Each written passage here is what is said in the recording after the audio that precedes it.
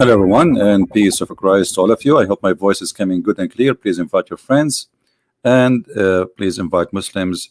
So, if there is any would like to call us and give us some answers, that will be nice and beautiful. Today, our topic is Quran versus the Bible. You see, if you go in YouTube, you will find thousands and thousands of videos made by Muslims speaking about the preserved Quran. And for me, I don't really care for the Quran preservation or not, because I mean, what they call preserved today is enough for me to prove that Quran is false and Islam is false. So you say it's preserved, you say it doesn't preserve, doesn't make any difference anyway. However, we are going to speak today about the preservation of the Quran, and in the same time, which book is the true book? I mean, the Bible or the Quran? You see, there is something everybody forget, and this is what usually the Christians do. Christians, when they debate Muslims, they debate them as they are debating an atheist. As simple as that. So let us say that the purpose of the debate is missing. A Christian, generally speaking, he is unaware he is debating who. So he think if he debate a Muslim is the same as debating an atheist, is the same as debating a Hindu debate. I mean, they have their own logic, those who call themselves debaters from the Christians side, and I'm a Christian, as you know. But the fact that debate between us and Muslims is destroyed. I mean, the Muslim, they lose the argument since they made the argument. What is the argument? The argument is that the Bible is corrupted. I put the whiteboard there because we are going to draw some stuff. Bible is what? Corrupted. All right.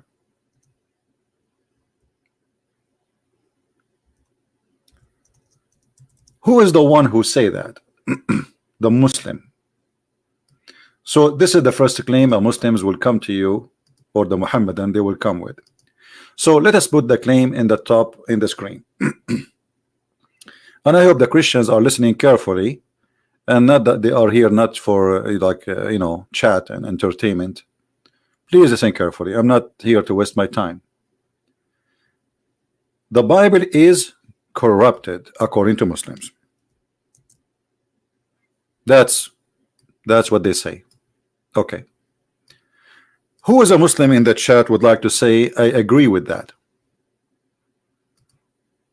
Who is a Muslim listening to us right now, or he would like to call us, and he is willing to say I agree with this claim? Do we have any Muslim?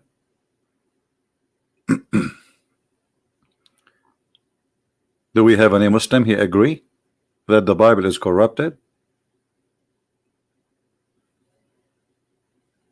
Anyone?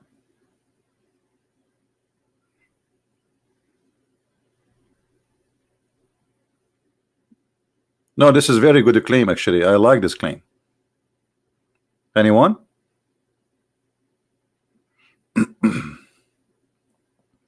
Who is a Muslim agree with this? Okay, we have somebody saying I agree with this claim. You see, anyone who is here to play games and this is not for kids. If you are not a Muslim and I say I agree with this claim, I will ban you. So this is not a place for kids. We want mature people. Who is a Muslim?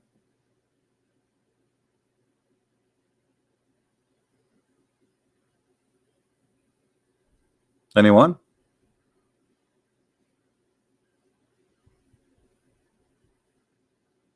Look like we don't have any serious Muslim here. But look what the Muslim he just did. By saying that the Muslim, or the Muslim by saying that the Bible is corrupt, do you know what he did? He just proved to us that Islam is false. And this is why.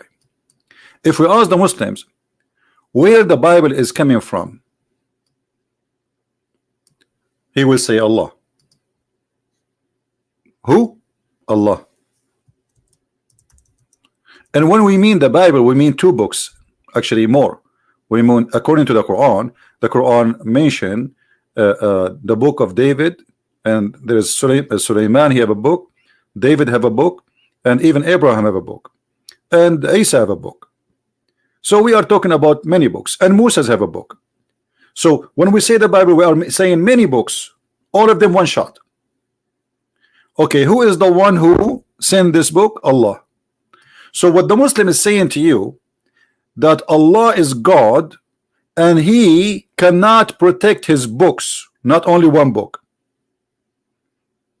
Are you getting the point? So this is the claim of the Muslim. The Muslim coming to us, he have big missiles saying, hey, I'm strong, I want to show you my God what he can do. What your God can do? Your God, he lost books. Your God cannot protect his books because those are supposedly the books of Allah. Are we taking notes? So when you debate a Muslim about the Bible, don't start quoting for him verses from here and tell him we have many manuscripts and all this. Why you want to do that? This guy, he gave you a hammer, he gave you a big nail, and he is asking you to use it.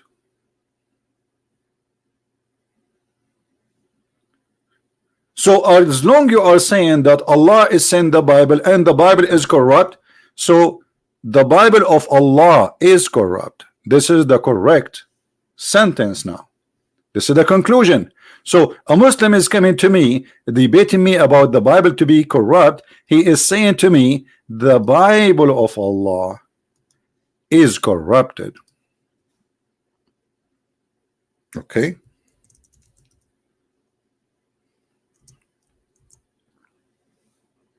That's wonderful.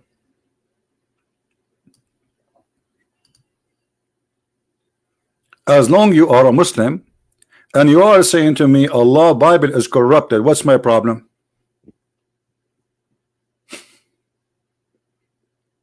Do you understand, people? The debate is over. Do we understand? The debate is over. 2 seconds, 30 seconds, 1 minute. A Muslim crying, oh, my Allah, my God, his name is Allah and he sent the book and his books are corrupted. Okay, nice to meet you. So what we will do now? What kind of God? He cannot protect his book. Actually, this should be a reason for anyone to leave Islam. This should be a reason for anyone who believes in Islam to leave Islam immediately, because you have a God who, according to Muslims, he sent 124,000 prophets. How many? 124,000 what? Prophet. Oh boy. And each one of them, he come with book from Allah. Okay. And all the prophet books are gone. What? What? Except one prophet.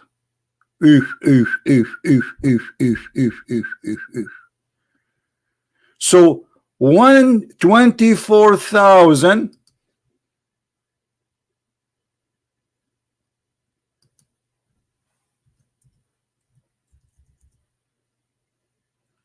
minus 1 are gone. What is the result? Guys, what is the result? Who is a Muslim here? He is good in mathematics. 124,000 prophet books are gone. We have only one supposedly left. What is the result? 123,999 are lost. So imagine if we give Allah a job to work as a library guy. Allah is the biggest loser in history. We gave him 144,000 books. He was able to protect only one.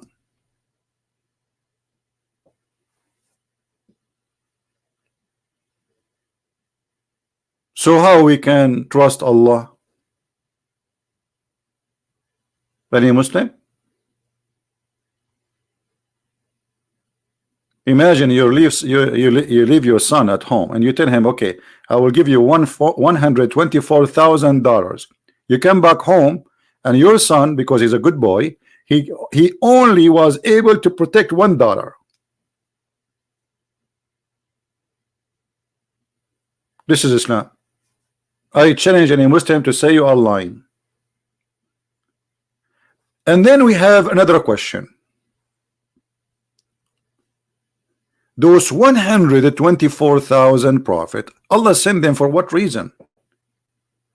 They say to deliver a message. Okay, do Allah knew that their message will not be delivered anyway? Allah is all-knowing. Okay, so why Allah did not preserve the 124,000? Allah knows best. No, Allah did not know best. Because there's no point of sending all those messengers if you cannot preserve the message. Now, the logic of one book only is protected. This is the logic. This is the Muslim logic. All the books of Allah are protected. No, they are not. Only one. So the Injil is corrupted. The Torah is corrupted. The book of David is corrupted. The book of Solomon is corrupted. The book of Abraham is corrupted. You name it. Only one book, brother, Allah preserved. What does that mean? What does that mean?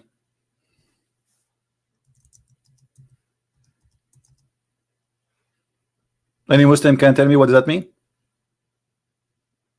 Allah, He has a selective service.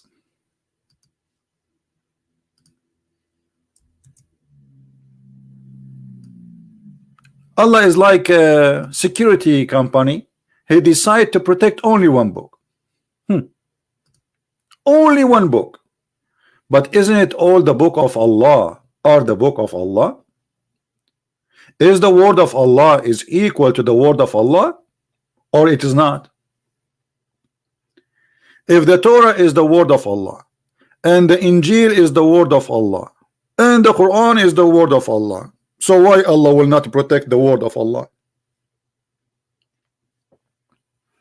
The answer is very simple. Allah has nothing to do with those books, and Muhammad, he could not find himself there. So he have to say, and the Muslim, they have to say, you change the books. But however, I like the idea of Muslims saying that the book of Allah is corrupted, because that will lead us to prove that Allah cannot be God, for nobody can corrupt the word of God according to the Quran. Let us take a snapshot for this, so later we can use it and we do not need to type this thing again. Smile. Bingo. All right. Now,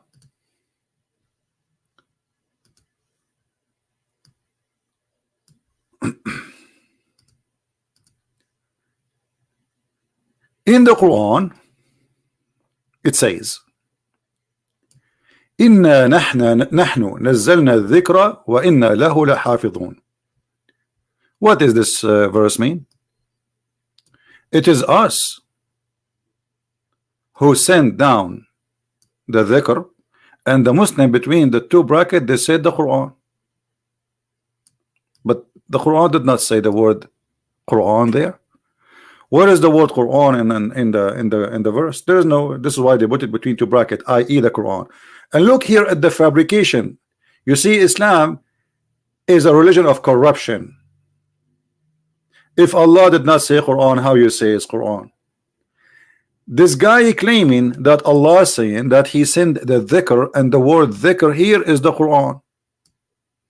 Who is a Muslim he agree with this translation, that the word dhikr here mean Quran? Any Muslim agree with this?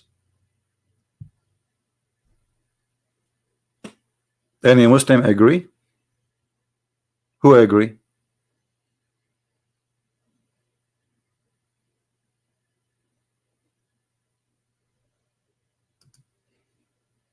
Anyone?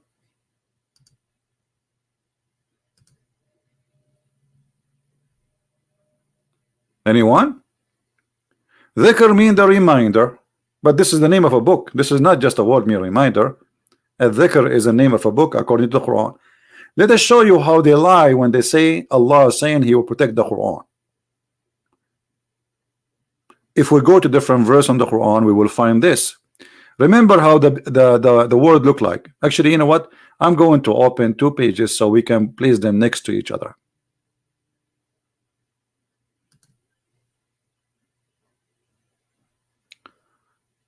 All right.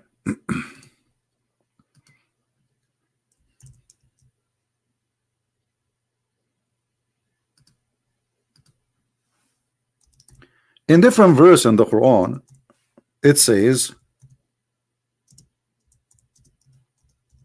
the following.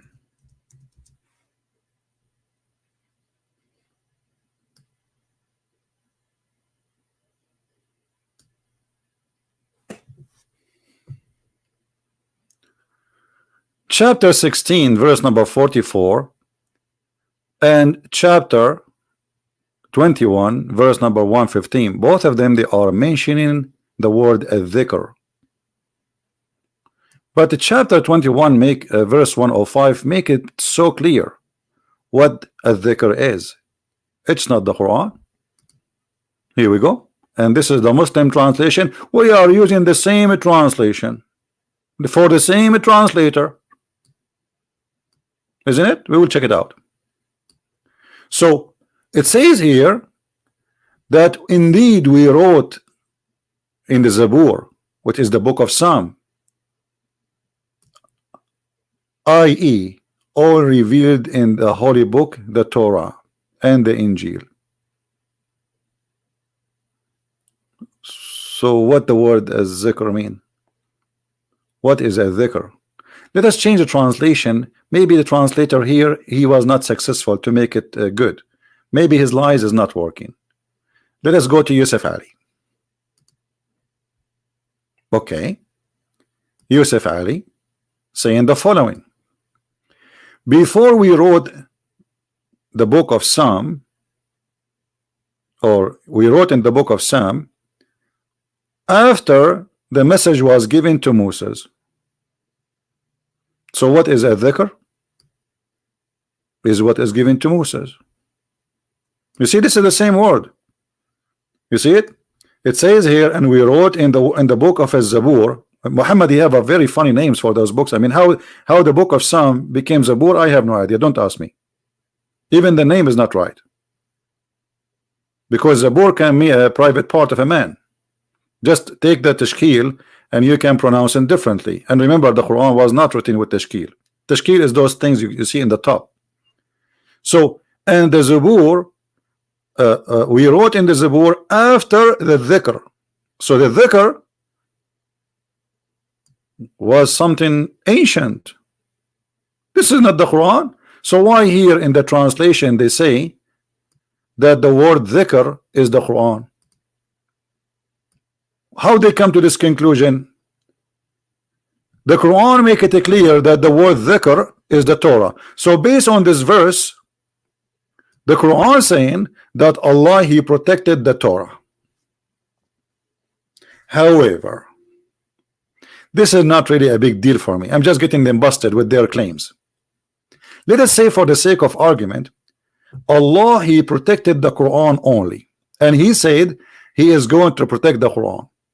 But isn't it Allah, he said in the Quran, and nobody can exchange the word of Allah?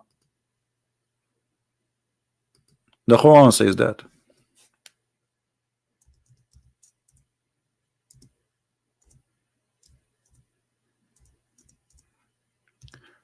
Again, if you ask the Muslims, when Allah he said nobody can change, all those verses saying the same, by the way. Chapter 6 verse number 34, chapter 6 verse 115, chapter 10 verse number 64, chapter 18 verse number 27. What it says? Nobody can change the word of Allah. Do you see it? None can change his words. Okay, is the Injil is the word of Allah? They say yes. Is the Torah the word of Allah? They say yes. Is the book of Psalm the word of Allah? They say yes. Is this verse the word of Allah? They say yes. But Allah says nobody can change the word of Allah. Do you see the stupidity? So what the Muslims they do, they have selective understanding. They don't even respect their book. The word in the Quran is so clear. Nobody can change the words of Allah. He did not say some of the word of Allah. He said nobody can change the words of Allah. So either Allah here is lying, aka Muhammad, or this is true. Then all your statement about the Bible is corrupted is a stupid statement.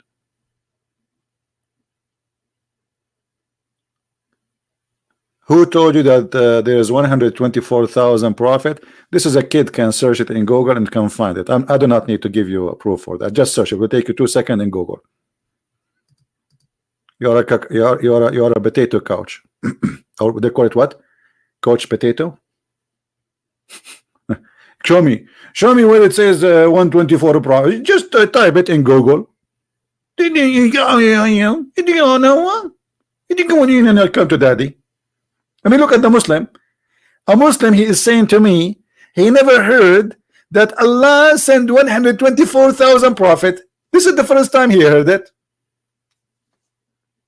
Yeah, the only thing they hear is the Bible is corrupted, brother. But look what happened here. Not only this is a contradiction for what Allah said, and we showed you that the word dhikr mean the Torah and whatever books came before in the beginning, but the Quran confirmed in many verses that nobody can change the word of Allah. Now if we ask the Muslims what is the first chapter was given to Muhammad, they will say to us chapter 96. Chapter what? 96, brother. Oh, so if Allah he gave Muhammad the chapter number 96, so why it is 96?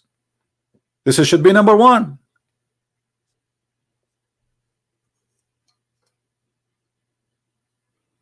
Correct?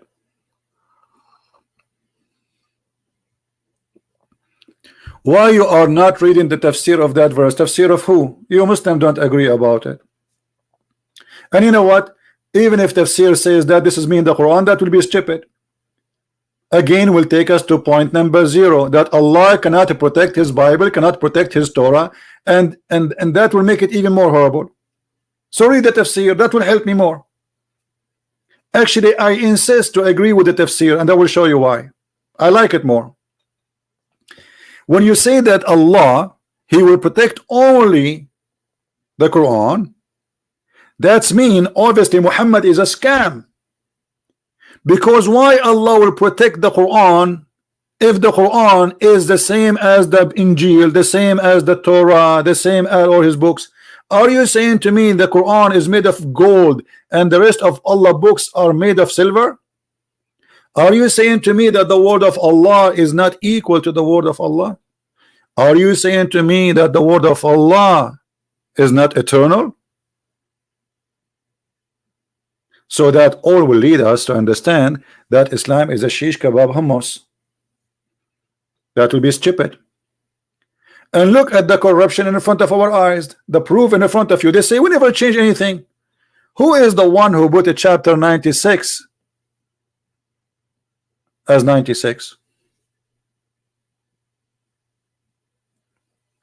Read the tafsir verse 6 115 will make sense to me. Well, my friend, nothing makes sense to me, because it makes sense to you to say that Allah protect the Quran only. Why? You tell me how it makes sense. Allah is the Injil is the book of Allah. The answer, yes, the Quran says so, according to Islam, not according to me. So why Allah will not protect his book? Who is a Muslim when give me a call? He is my hero. Why Allah would like to protect the Quran only, not the rest of his books? Who want to tell us? Who is the hero? Have an answer. They have no answer, because this is a very silly argument. No answer. Any Muslim have an answer? This is your book and this is your Quran, saying that actually not only that, we have tons of contradiction.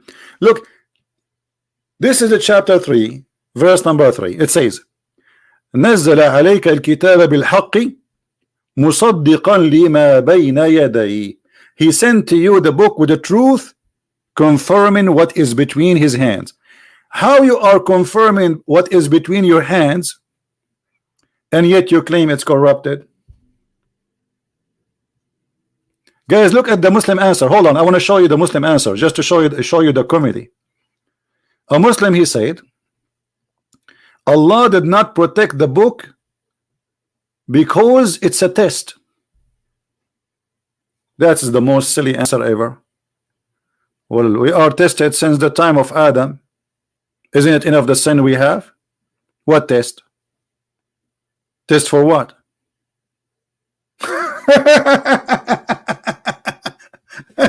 What is that? Isn't it the test to believe or not to believe? So look what you are saying. Allah, he sent the book, he gave it to the shaitan so he can play with it, so shaitan can deceive people and use the word of God, making them the poor people believe that they are worshiping God, but the fact shaitan deceived them. That's mean Allah, he himself is a shaitan. Now if we ask this Muslim a very simple question, is the Quran corrupted by the will of Allah or against his will? Who is the Muhammadan will answer me. Let us make this question more clear. Is Allah word corrupted by his will or against his will? Who is the hero? Want to answer?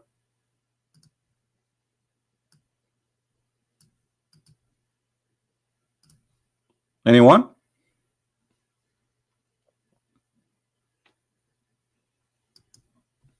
Anyone have an idea? I hope the Christians are taking notes, just to show you how embarrassing this cult is.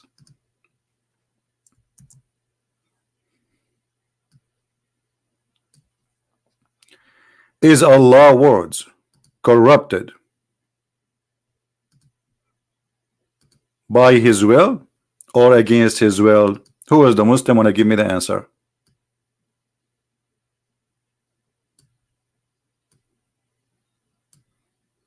Any Muslim? Thank you. A Muslim saying to us, everything happened is by the will of Allah. Guys, did you see it? Everything happened is by the will of Allah. So who is the one who corrupted the book? I mean, the word corrupt there is coming wrong. Very funny. Let me fix it. Hold on.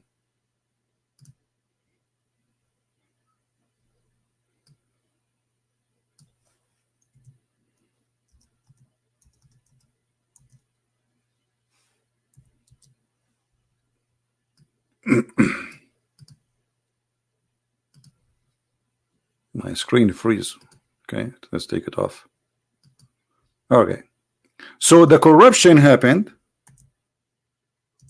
by the will of Allah. Oops, I'm typing Arabic again. Hold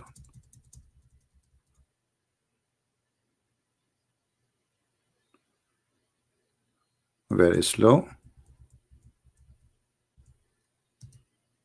By the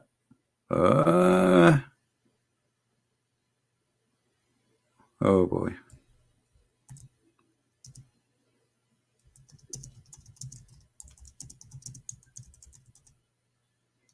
All right. Look like there's a delay in typing for some reason in this software. All right. So Allah will is the reason for the Bible to be corrupted. So what's my problem? and who is the shaitan? And who is the evil? If the Bible is corrupted by the will of Allah, that's mean whoever corrupted the Bible was doing the will of Allah. Are we following? Whoever that person who corrupted the Bible, he was doing the will of Allah, so he's a good person. Because this is Allah will. Do you understand?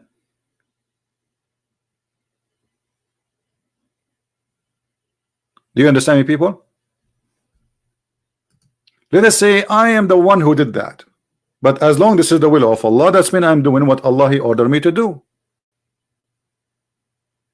So the one who corrupted the Torah and the Bible according to Islam understanding, according to their logic, is Allah. So Allah is the devil. Allah should go to hell. Allah is shaitan. Disgusting. Shame on you. So this is how silly the logic of this cult. How silly it can be more than this. Allah he sent the book, and Allah he wanted his book to be corrupted, brother. Why Allah want to do that? Isn't it enough that he sent shaitan to us?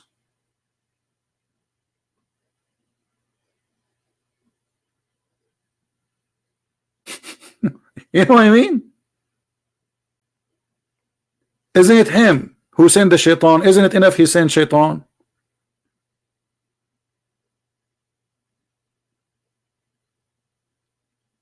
So every step of those steps, Islam is destroyed.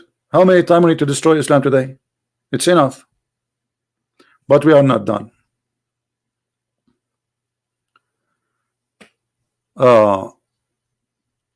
Here we go. Husni is trying to change the topic. You see, when a Muslim get hurt, he right away try to change the topic. Do you see what they do? You don't want to talk about our topic no more. So are you saying that God he sent his son? Look what we are talking about, and look what he's talking about now. Because now he is hurt. We got Allah busted. Allah is the one who corrupted his book. Are you saying that to me that God he sent himself to save his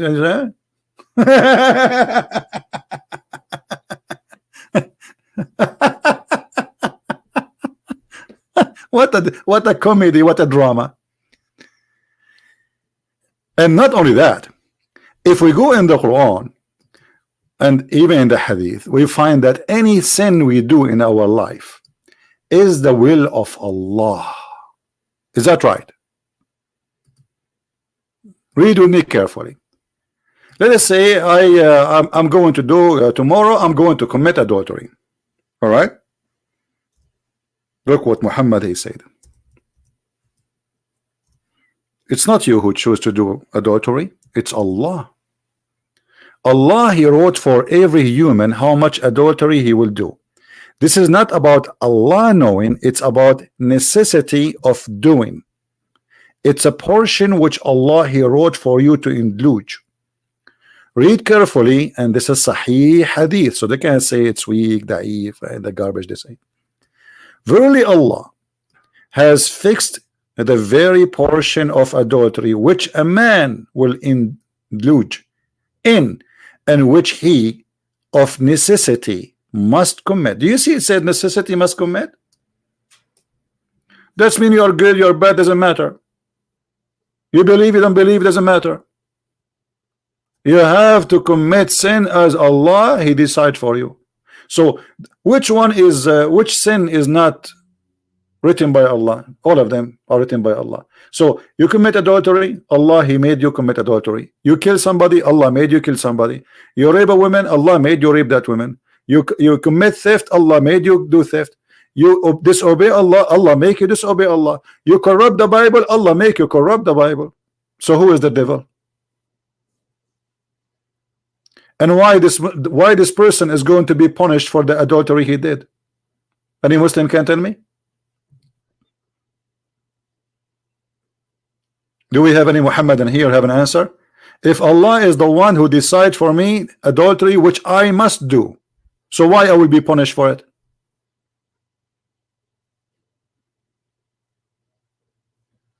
So what we are talking about a collection of illogical logic. Do you see what Islam is? Islam is a collection of illogical logic, stupid logic. So Allah will punish us for not choosing Islam, but Allah is the one who made us not to choose Islam.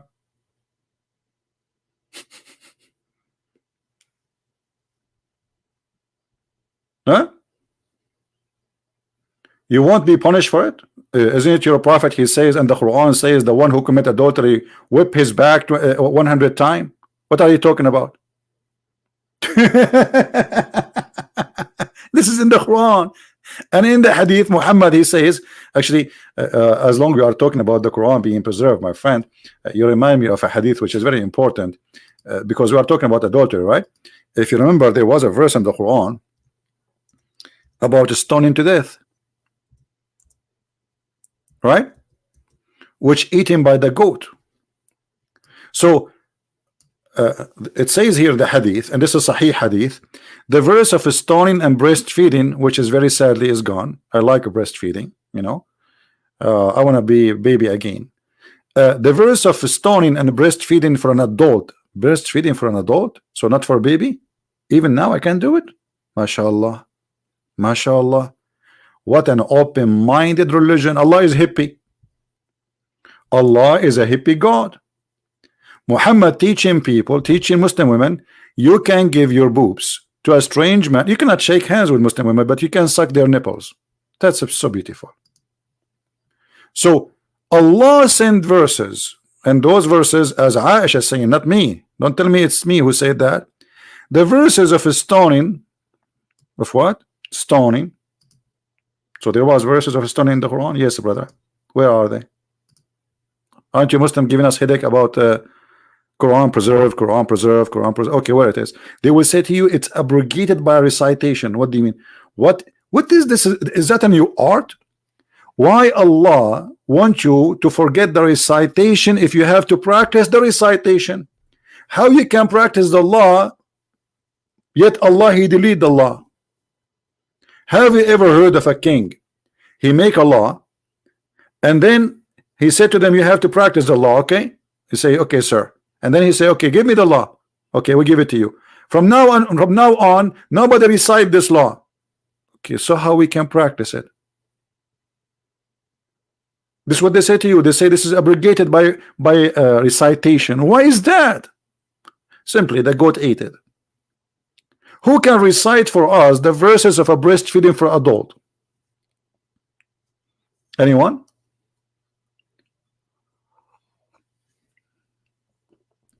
Who can recite for us the verses which is eaten by the goat, which about adultery, breastfeeding for adult? I call it the yummy yummy verse.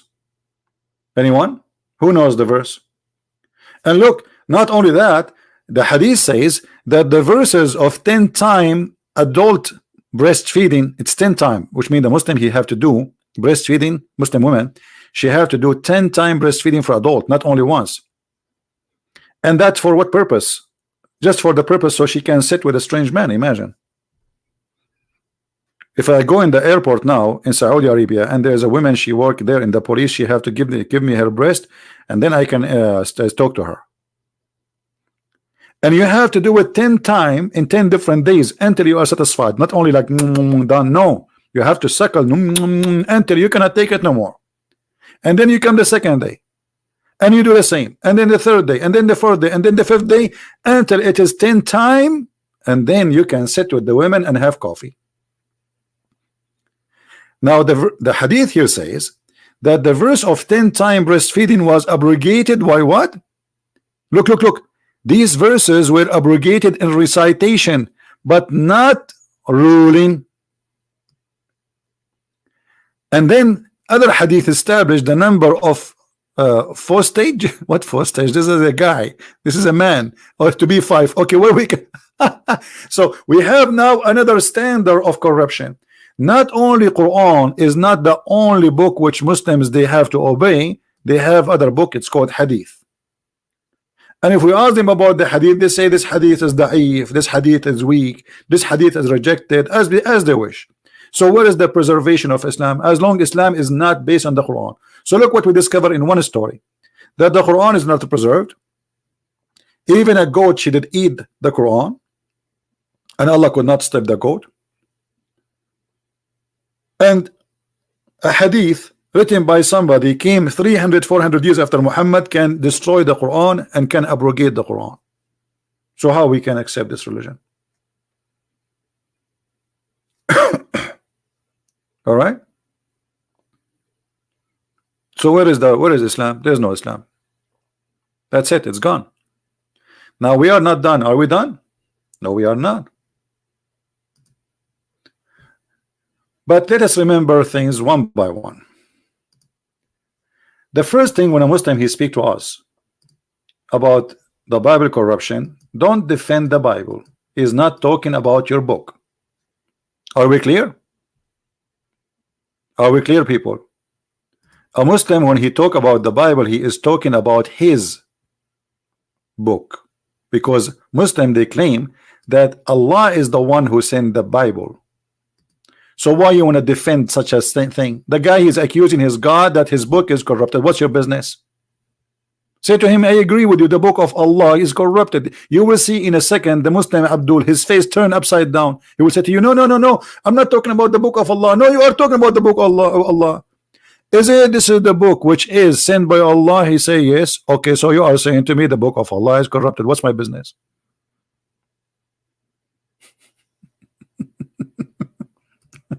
The debate is over. The debate is over. And look at the corruption of the translation. Islam have suffered from many corruption. Look what I'm reading right now. He has revealed into thee the scriptures which the truth confirming which was revealed before it. Who is the Muslim who speak Arabic can show me where it says was revealed before it in Arabic? Who want to show me that? You see how they lie to you? It says in Arabic, نزل عليك الكتاب بالحق مصدقا لما بين يديه. What لما بين يديه mean? To what is between his hands.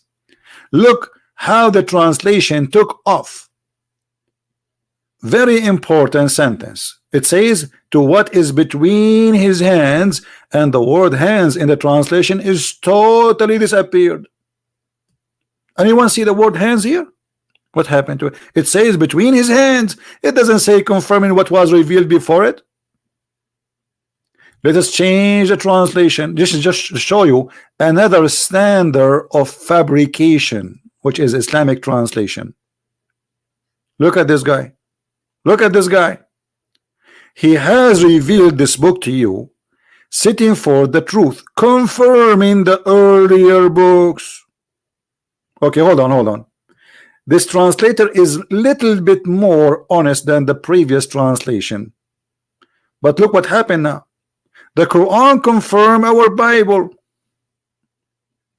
But this is not enough, because the verse doesn't say that. The verse says confirming what is between his hands, which is the Torah and the Gospel, as we see. So why they are insisting to take that sentence off? Let us continue. Change the translator. Different Muslim translator. Confirming what came before it. Like what happened here? They insist to say what came before it, because we have to take it off.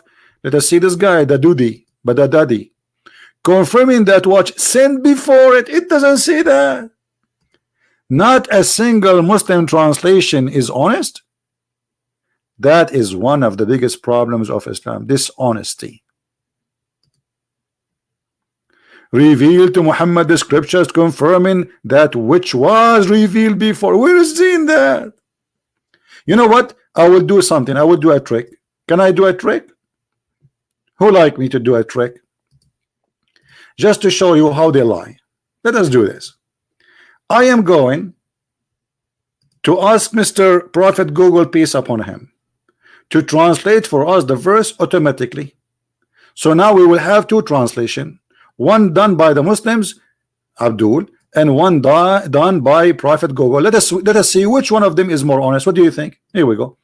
This is the same page, the same translator. Or what I'm going to do, I'm going to say click Google translation. Let us do here in front of you. Let us see if the word between his hands will appear or not. Translate to English. Look at this. Look at this. Look like Google translation is 1 billion times more honest than any Muslim translation. You believe it? Does it say here between his hands? Look, it says what was in his hands. This is Google translation.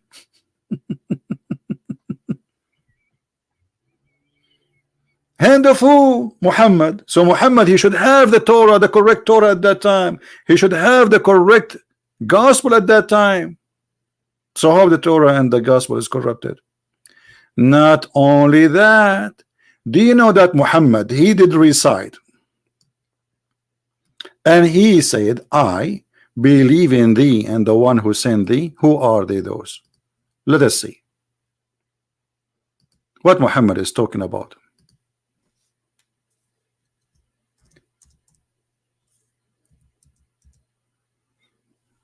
This is Muhammad asking the Jews to bring the Torah.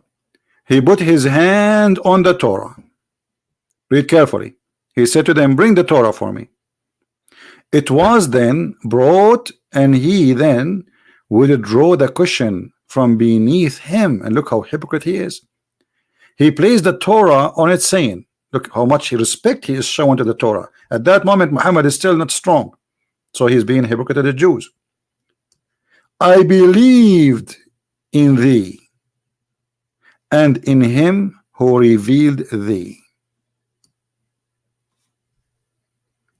Was the Torah corrupt at that time? If the answer yes, then Muhammad is a hypocrite liar.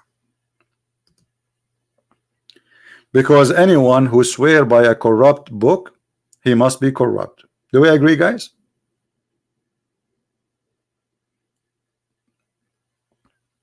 Do we agree? If the Torah at that time was corrupt and Muhammad is swearing by the corrupt Torah, that means Muhammad is a corrupt man.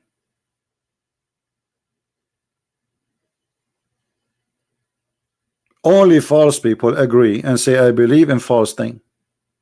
If this book is false, how you say I believe in you? How you say that? Unless he is a hypocrite and he's a fraud. If you ask me to take an oath on the Quran, I will never do that unless I'm a liar. I reject the Quran. I don't accept the Quran, so I'm going to say I swear by the Quran. All the evidence saying that Muslims, they have their own agenda. So when they debate us about the Bible, they are not debating us. They are just arguing. They have no logic. Their logic is stupid. And the second they debate us about the Bible, they are debating Allah, for he is the one who corrupted his book supposedly. And not only that, there is tons of verses saying in the Quran, even with all their fabricated translation, that the Bible is preserved. As an example,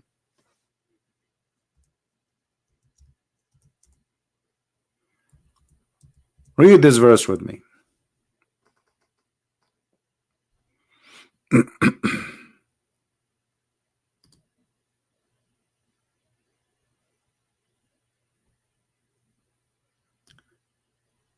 Look at this translation. It says, and when the Quran come to them, to the Jews, from Allah, confirming what is with them. Do you see it? Guys, do you see it? What is? Even this is in their false translation, which I don't accept. So even in their false translation, in their false book, it says that they're a prophet and their book confirming what is, not was.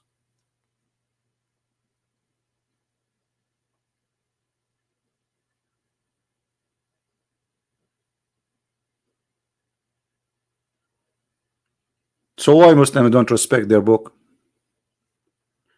And what is behind this agenda that Allah he sent books but he did not preserve his book? What is the plan of Allah? You see, let me tell you the plan of Allah according to the logic of Islam. What the Christians believe today, that Jesus was crucified. What Islam says, Jesus was not. But what do you have to do with Jesus anyway? Nothing. What you Muslims have to do with Jesus? First of all, we cannot even find the correct information, a single correct information about Jesus, except that his mother, she was a virgin and her name is Maryam. That's it. The rest is false. In the Quran, they have a guy, his name is Isa. Who is Isa? What Isa mean? They do not know. What Al-Masih know mean? They don't know. What Moses mean? They don't know. What Abraham mean? They do not know. What Israel mean? They do not know, because all those names and stories are stolen from others. Muhammad had nothing to do with it.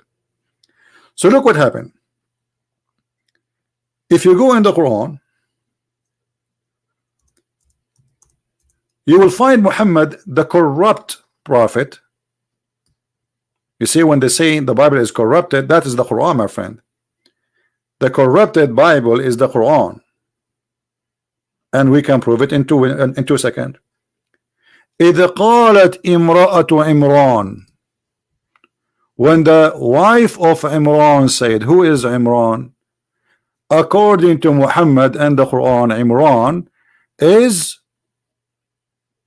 the father of Mary. Like what? Like what? What? The foolish Muhammad, he thought that Imran is the same father of Maryam, the sister of Moses and Aaron. So this is why he is giving Jesus a grandfather. His name is Imran. So Muhammad, he could not even copy the name correctly from the Bible about the father of Moses, which is Umram, not Umran. Imram. Wrong pronunciation, wrong name. I mean, have you ever heard of a God? He cannot even pronounce a Hebrew word. Umram. How the word Imran became Umran? This is number one mistake.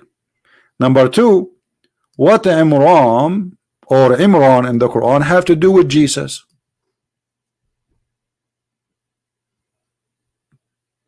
Anyone can tell me?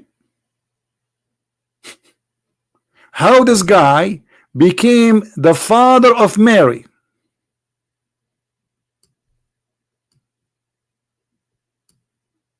Anybody can tell me? How this guy became the father of Mary and Moses? I will tell you. Muhammad, he heard from the Jews that Moses have a sister. Her name is Maryam.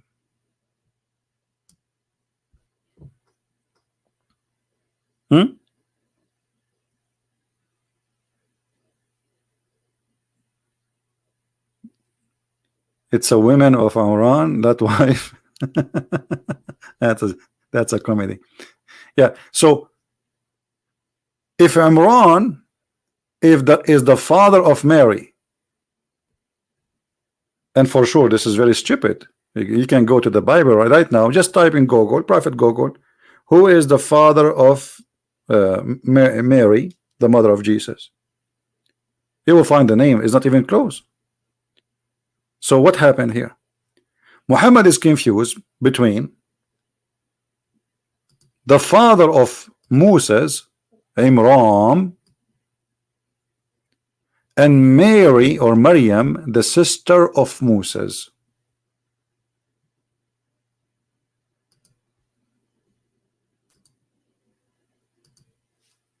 You see what happened?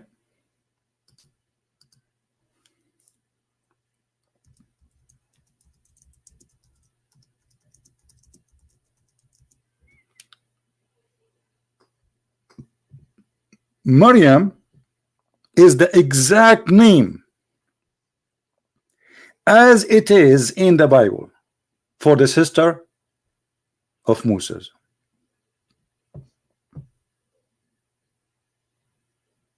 You believe it?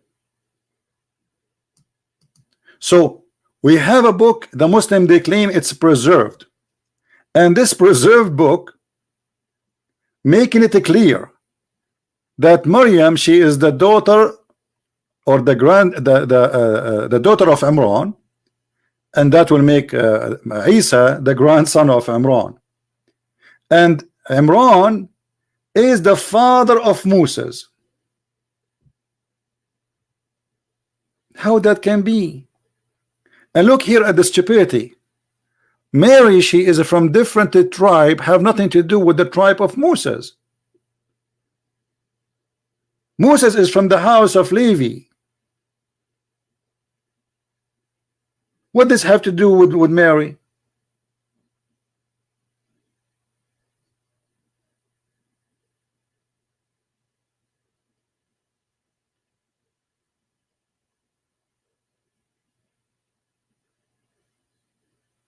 That is Muhammad, my friend. That is Muhammad. A person who claimed to be a prophet of God, he cannot quote a name correctly. He think that Imran, the father of Moses, is the same man who is the father of Maryam. How that can be? So this is why usually I do not debate Muslims about the corruption of the Quran, because what the point? The Quran today is a joke. I will go with the Quran, what you have today, and you believe it's not corrupted. And additional to that, I mean, what the point of proving that the corrupt is corrupt? Can you corrupt the corrupted twice? You cannot. Quran is corrupt from the beginning. We can't even call it corrupt. It's a fabricated book. So we cannot say the Quran is corrupted because it's fabricated from the beginning.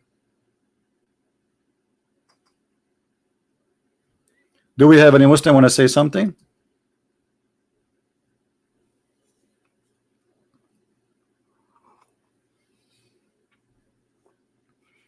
And this is why you see Muhammad in different phrase in the Quran.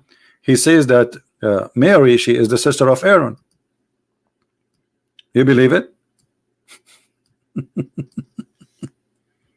He said that literally, and then the Muslim, they say, oh, the prophet, he correct that, he explained it. He says, well, he meant that in the old days, brother, they used to call them by their great ancestor, but Moses is not from their ancestor. Secondly, the verse making it so clear by misquoting the name of the father. Let us say, for the sake of argument, okay, he says, oh, sister of Aaron, and it does not mean sister of Aaron literally. How the father of Mary, his name became Imran, and it is the same father of Aaron and Moses. Do you know what I mean? How this happened?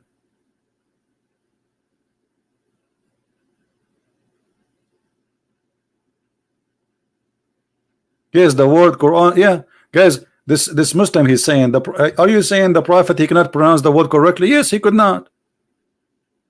There's tons of them, and the proof in front of you. Who is Imran? Okay, show me. You see why the Jews, they will change the name of the father of Moses from Imran to Imran? Give me, you tell me why. Give me a reason. Do they knew that Muhammad will come after 1,000 of years and he will make the name look funny? Give me a name. Why those people who they are devoted Jews, they will accept to change the name of the father of Moses, and why the Christians will accept to change the name of the father of Mary? I mean, what that have to do with anything? What kind of a prophet, he cannot quote the story of Jesus correctly? How Imran became the father of Mary? Somebody tell me. Let us say you are educated, I am not. I want to learn from you. How the father of Mary in the Bible, his name became Imran in the Quran?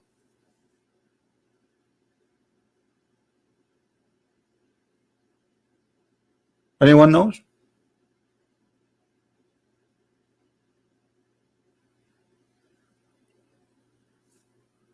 Why does Abraham written as Ibrahim in the Christian Bible? What do you mean the Christian Bible, Ibrahim? Secondly, even your God, he say Abraham. You are an ignorant, my friend. You see in the Quran the word Ibrahim written in two ways, either Ibrahim or Abraham. The most published copy is Ibrahim, not Abraham. The Muslim, they change it, but you can go right now and search. You yourself as a Muslim, search, is it true that the Quran mentioned the word Ibrahim and Abraham? So if you are saying why it's Ibrahim, why Abraham, he will go, it's in your Quran. Because Muhammad was not sure from the correct name. So you just shot yourself in the foot. Any Muslim?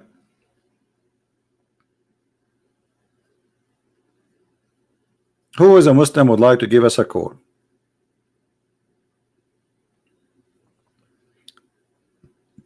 And you know, if I wanna, let's say, I wanna follow a religion, and somebody told me, okay, come and join Islam. Okay, I'm going to join Islam, and look at the logic of this religion. If you bend over 5 times a day, Allah will give you women. Each one of them, her butt is 1 mile. I'm really convinced. I'm really convinced.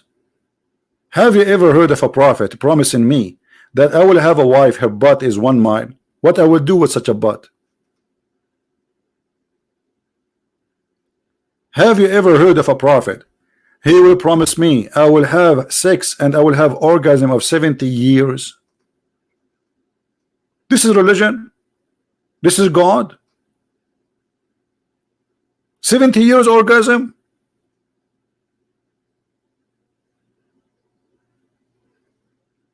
Have you ever heard of a God? He promised you that you will see women in heaven, and those women he described what happened inside their private part. This is God talking. Who is a Muslim agree with this? Is that God talking?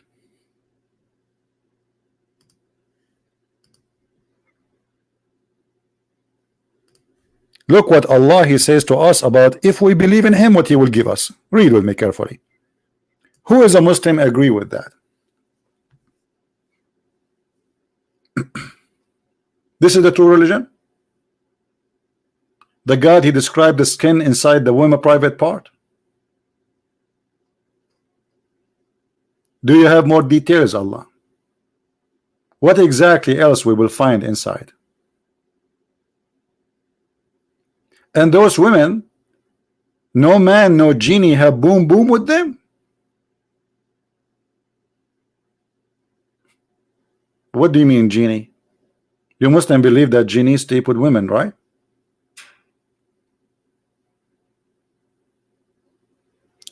Have you, I want you to believe in this God, brother. Allah is the true God, and the proof is the following. Allah, he promised us women with big breast. What? This is God? And then you see the dad saying, do you see the book of the Song of Song? The book of Song, first of all, is not God talking. It's a king making point. Secondly, he was not talking even about women. Here, this is God. And since the Muslim, they heard the dad saying that the Song of Songs is about Muhammad, nobody make fun of the Song of Song no more. Suddenly, the Song of Song became holy. Muhammadim Madamadim. Didat was making fun of the Song of Song for the first 20 years of his life, since he started debating Christians. After somebody told him, do you know that Muhammadim in the Song of Songs? Suddenly the Song of Song became about the Prophet Muhammad.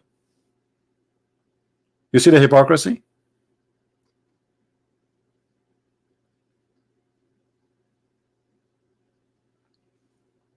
Allah will give me fully breasted women. I was worried about that. What is the size, brother?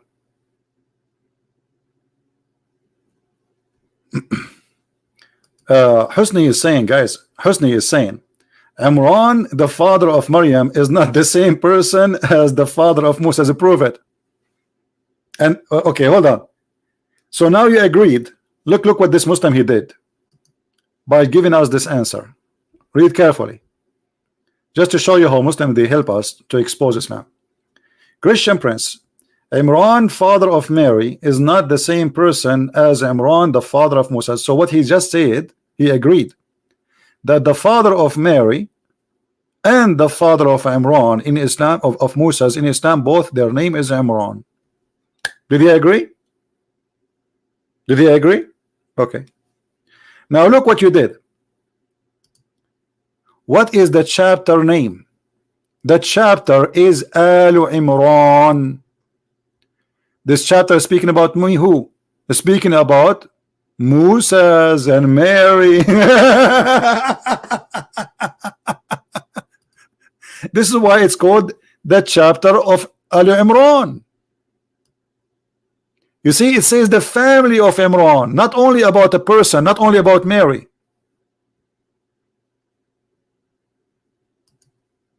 So you just proved to me that Islam is false. You agreed that according to Islam, Muhammad taught you that Imran is the name of the father of Mary, and Imran is the name of the father of Musa. And now your claim is they are different names, different persons. But that will not solve the problem yet, because the Quran says that Mary, she is the sister of Aaron, and the Quran says that all of them, they are family. Who is a Muslim want to try something better?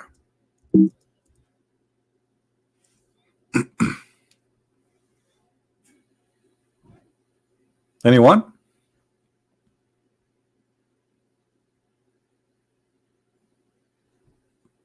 Anyone want to try something better?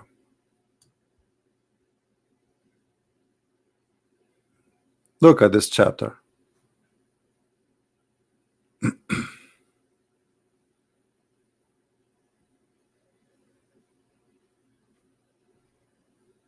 Al Imran. Who is a Muslim would like to call us?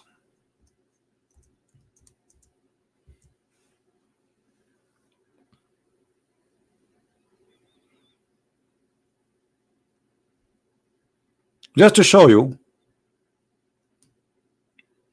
how Muslims, they are hopeless. Allah chose Adam, Nuh, and Noah, and the family of Imran from all mankind.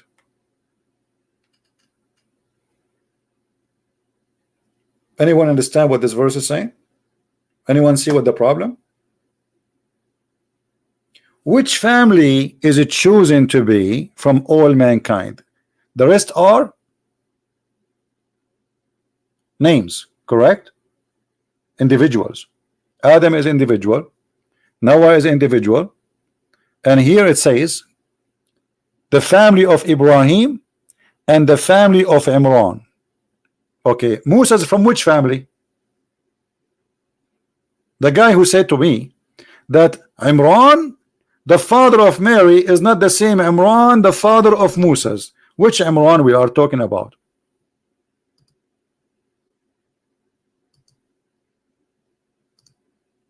Any Muslim?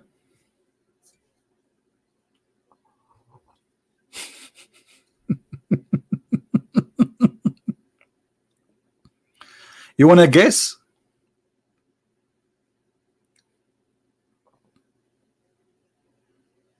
What the problem? There is a big problem. First of all, the father of Mary, his name is not Imran. That is a big problem.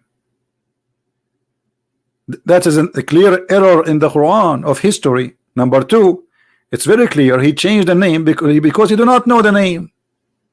Why Muhammad he will say Imran if Imran is not really the father of Mary? You tell me, unless he thought so.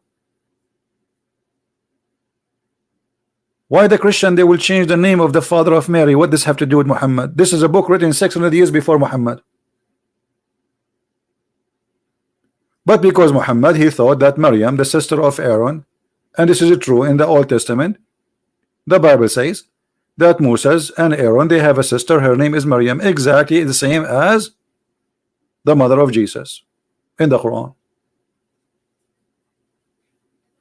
So Muhammad here, he proved that he is a fabricator by adopting the same name of the father of Imran, not by choice, but because he thought this is the same Mary, the Maryam, the sister of Aaron. Otherwise, you tell me why Muhammad he got the name wrong.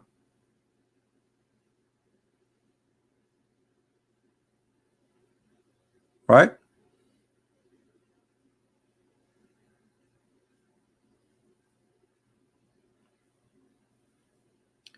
The Bible does not mention the name of Mary father. Who said that to you? Call me and I will make you read the verses by your own eyes, and people will laugh at you. What do you think?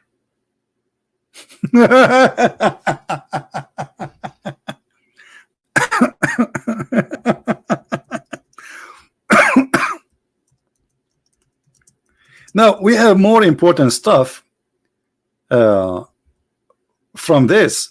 We are just showing you just a little bit of why Islam is a silly when you speak about Quran is the book of a truth. As an example,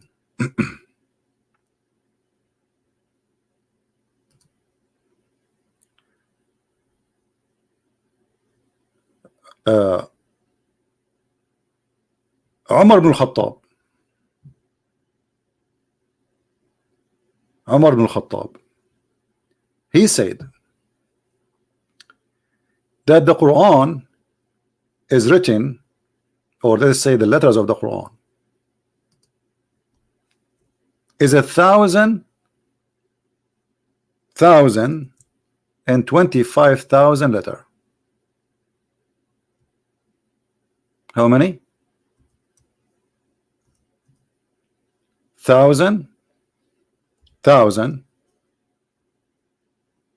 Who is a Muslim listening here? Who is a Muslim is willing to give us a call and explain to us how this has happened? The Quran is more than 1,025,000 letters. What is the number of the letters of the Quran today? Who is a Muslim can give me the answer?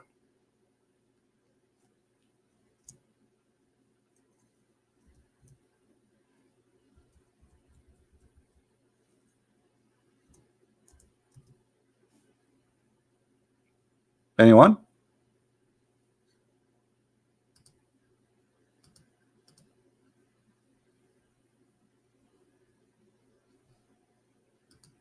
So what is left of the Quran?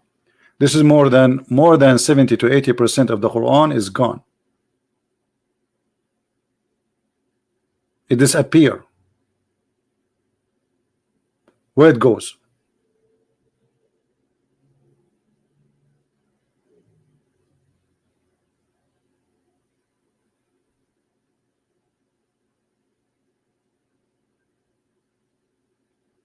One of the hadith of Aisha, let me find it.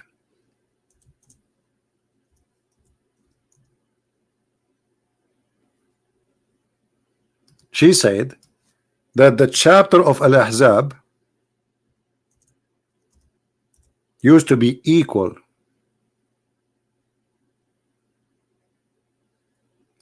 to the chapter of Al-Baqarah. If we go right now and see the chapter of Al-Ahzab,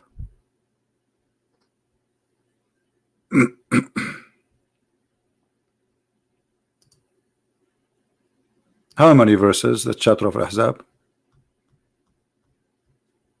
Read carefully. 73. Let us go to Al-Baqarah.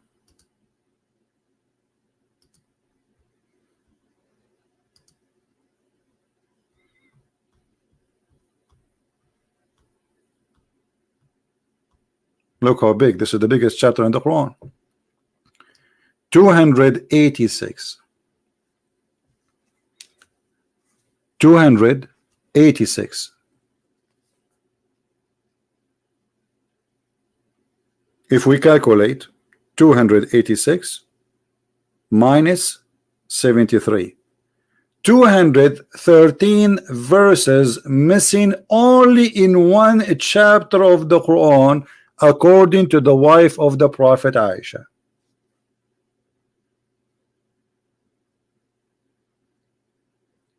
Who wanna call me and I will make him read the hadith right in front of us to everybody?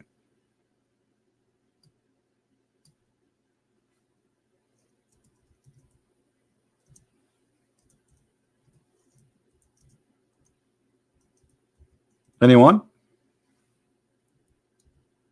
Who is a Muslim is willing to read it?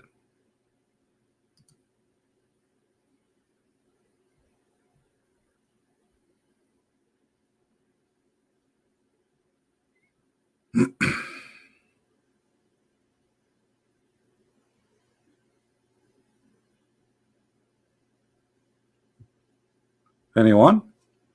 Where is the Muslims? My Skype is open.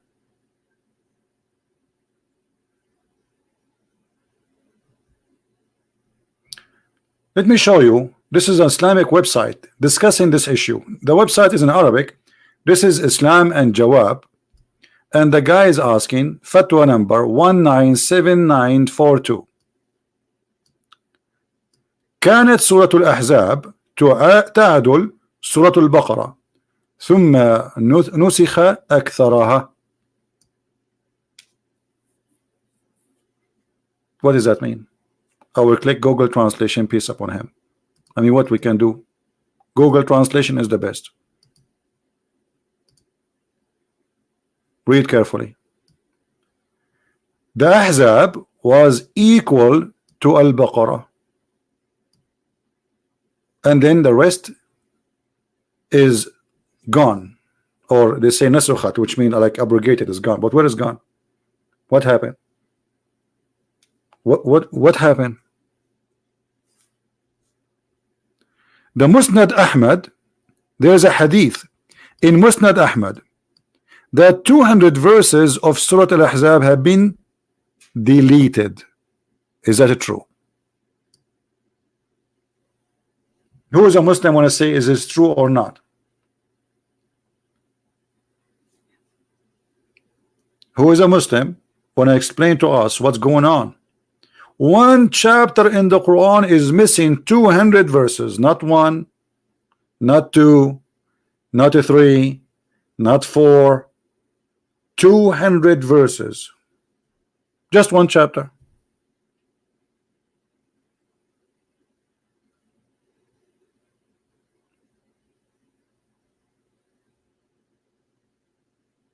And this is your website. Anyone have something to say?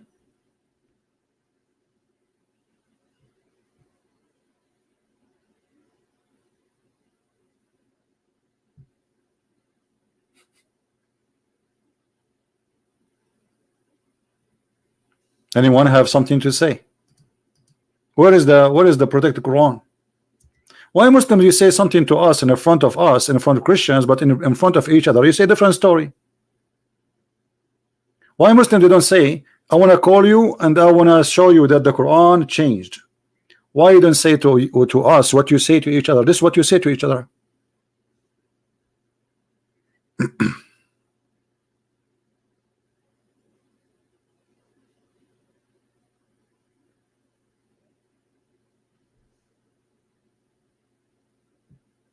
Here it says, how many verses you count the chapter of Al-Ahzab? He said 73. He said, well, as I know, it's equal to the cow. It's equal to the chapter of the cow. And this is the hadith number in front of you, Musnad Ahmad. And this is Google's stupid translation.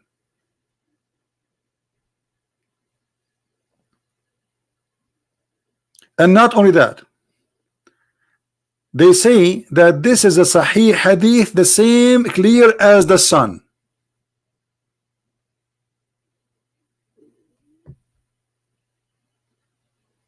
This is Sahih attribution, clear like the sun. Do you see it, guys? Do you see what it says? Because the Muslim, they will say to you, this is weak, this is daif, this is shish kebab, this is hummus.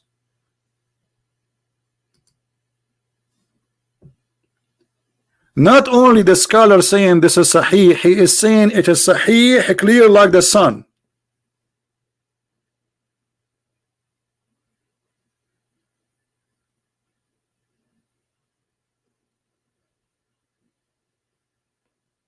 So one hadith proved to us Islam, all of it is gone.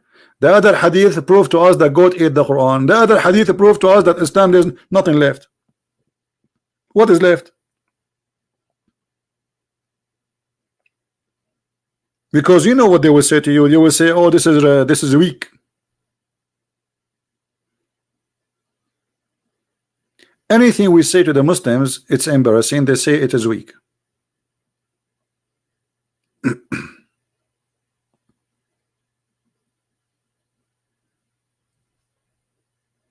Anyone?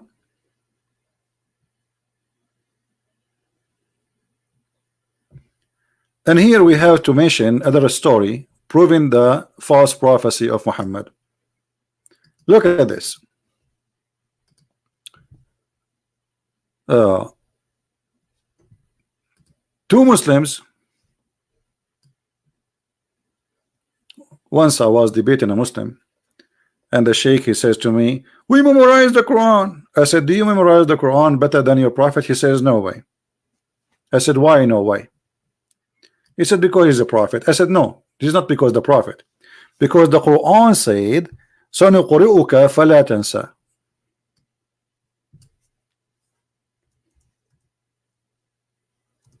What does that mean? Let us see in the Quran. Chapter 87, verse number 6. It says, Allah, he promised Muhammad that we shall make you recite the Quran and you will not forget it. Guys, does it say that? Does the verse says that? Again, chapter 87, verse number 6, and this is the Muslim translation, not my translation. All right. So if we find that Muhammad forgetting Quran, that's mean Muhammad is a liar. Is that correct? Is that you see how easy it is? If we have evidence that Muhammad himself forgetting the Quran, that's mean the promise of Allah is a shish kebab, hummus, falafel promise. If God, he says to me, I will give you Quran and you will never forget it, that's it. Nobody can make me forget the Quran, correct? That's God. That's God. He said being is going to be. That's what the Muslims they say. Okay. So this is what the Quran is saying. And look what here we see.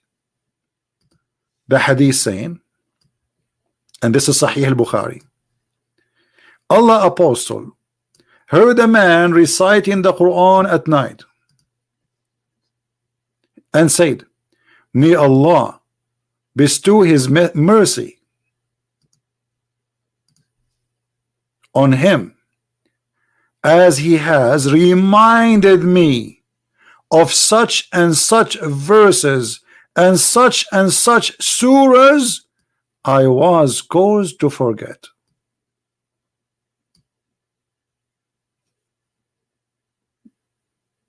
Do you see it, guys?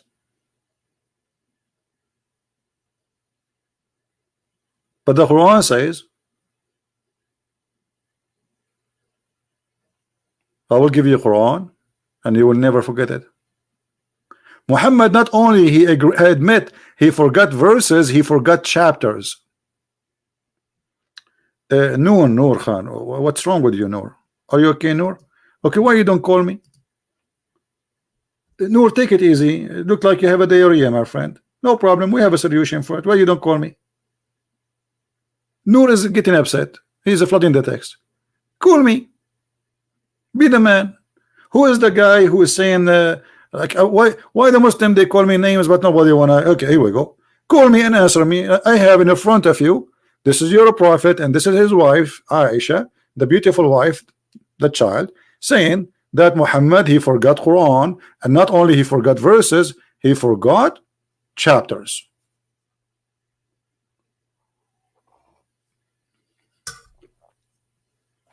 What do you think? And this is Sahih al-Bukhari.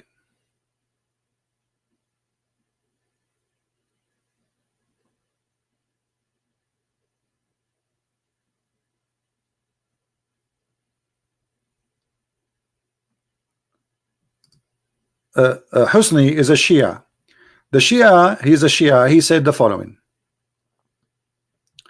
we Shia believe the Quran is corrupted, but that will not change anything.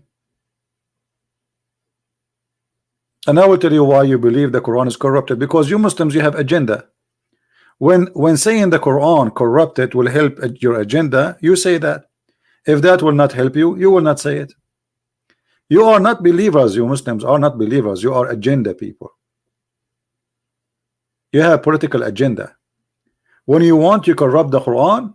When you want, you say the Quran is not corrupted. As simple as that.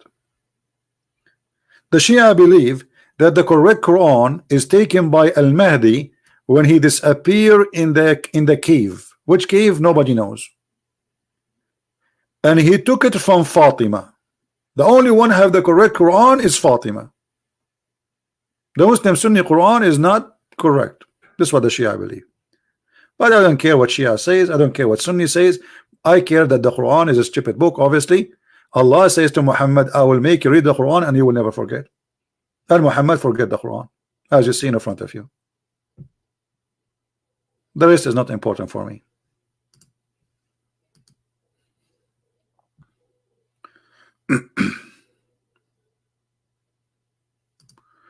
Okay, let us see. We have a Muslim supposedly. Let us hope that he is a mature person, not a kid.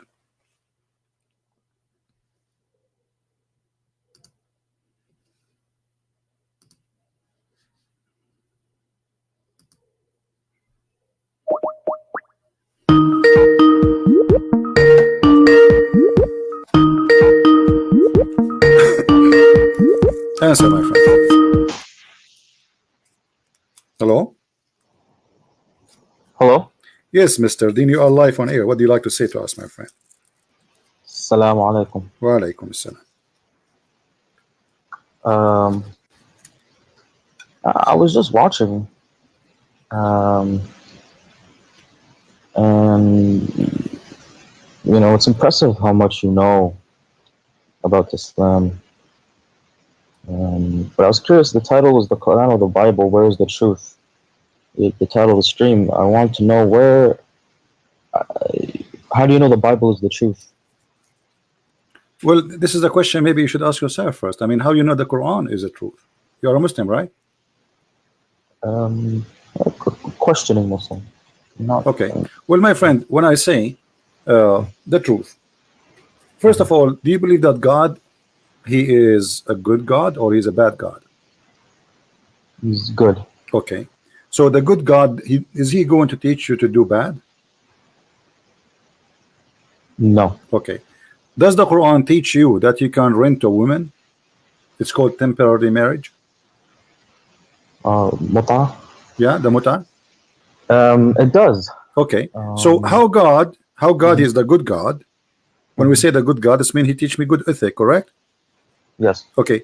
Do you think, with my respect to you and your family, I'm not saying something to insult you, please forgive me. I don't mean that. Do you believe that if your sister, with my respect to your sister, again, let us say this is my sister, not your sister, so you not be offended. Let us say I'm a Muslim, and my sister, she came to me and said she want to rent herself to do muta. What I will say to her? She will say to me, this is what Allah said. Now, I don't see anything wrong with that. Why is that? If it's consensual, if they both agree, yeah, and there's payment, and they agree on what's going to be paid, and they go and do it, I don't see anything wrong with it. Okay, but isn't it so? You don't have a problem if your sister came to you and says there's a guy, he offered me $10 to sleep with me for 2 hours. As long both of them they agree, it's fine for you, correct? Correct. Okay, but isn't it this is what prostitution is about? Yes. So you don't have your problem that God teaching me to do prostitution? No, no problem. Why is that? What is your logic? My logic is that if that's what she wants to do, and if it's not rape, or it's not forced on her, if it's consensual and there's a agreement and she wants to do it, then yeah, but fine. okay. So why Muhammad, he says if somebody commit adultery, beat him? What is the difference between adultery at least adultery, let us say a man and a woman, they see each other, maybe they love each other and they have sex, they commit that sin. So why, if you and a woman, she agree with payment, it's okay, but the women who don't take off her panty for money, she will be punished? What a difference. Both of them are not married.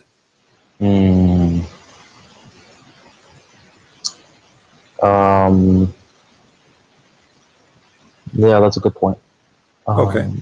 Let me I'm not going to choose for you bad points about Islam, but obviously this is not an ethical, because if we spread prostitution, then even married men, they will practice that.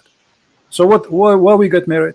If I'm going to sleep around with women additional to my wife, any woman she offer herself, I go in the elevator, a woman she says take me for $5, I do it. Okay, so what kind of society we will have? Right? You're right, yeah. Okay, now if I am a person who is going to believe in Allah, and what Allah is expecting from me and what I am expecting from Allah, can you help me in that? What Allah expect from you to do, and what you expect Allah to do it for you? Allah expects you to pray, you know, and to follow His orders. To pray to whom? And you pray to Allah. Okay, did the Prophet order you to pray for Muhammad? You're not praying to Muhammad. He's part of the prayer, but he's not. You are praying for Muhammad, but not to him. I understand, correct? Right. Okay. So why you need to pray for Muhammad? Because he's the one who sent the message. Okay. But isn't it? Do Muhammad need your prayer? Did Allah bless Muhammad already? Is Muhammad going to heaven? No, you're not praying. I don't know what you mean for Muhammad or to Muhammad. I don't know where all this is. At the end of the day, it's praying to Allah. Okay. You speak Arabic, right? The not classical, the slang Arabic. Okay, I will read and you help me if you don't understand. إن الله وملائكته يصلون على النبي يا أيها الذين آمنوا صلوا عليه وسلموا تسليما. Allah and the angels are praying on Muhammad. Allah, He prayed to Muhammad, but He on Muhammad, actually He prayed on Muhammad. Now, but Allah, He prayed for who or to who? Sallu ala. When you say sallu ala, it's not really. That's not prayer in the sense of, you know. What is this? Aqam as-salah. Inna Allaha wa malaikatahu yusalluna ala nabi. Ya ayyuhalladhina amanu sallu alayhi wa sallimu. Yeah, yusalluna ala. That's the importance. When you say yusalluna ala, it's more blessings on. Not okay, but hold on. Hold on. If this is a blessing, why we are using the word yusalli? You speak Arabic. The word yusalli is salat. The word the blessing is barakah. I mean, Arabic language is very rich. It's very easy to choose words. So when I say salah is salah. When I say barakah is barakah. And when you say yusalluna ala, it can also. Okay, I will go with you. So according to your what you said, that Allah and the angels are doing a blessing on Muhammad.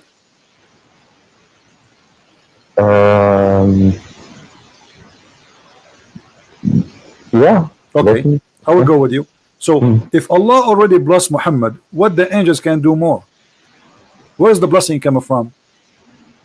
Is the blessing coming from the angels, from me, from you, or from God? The blessings, I mean, at the end of the day, if Allah wants the blessings, it'll happen. That's it. So if Allah blessed Muhammad already, why I need the angels and the believers to bless me? Allah, He blessed me, I'm blessed. That's it. The rest, they are just numbers. They mean nothing. Maybe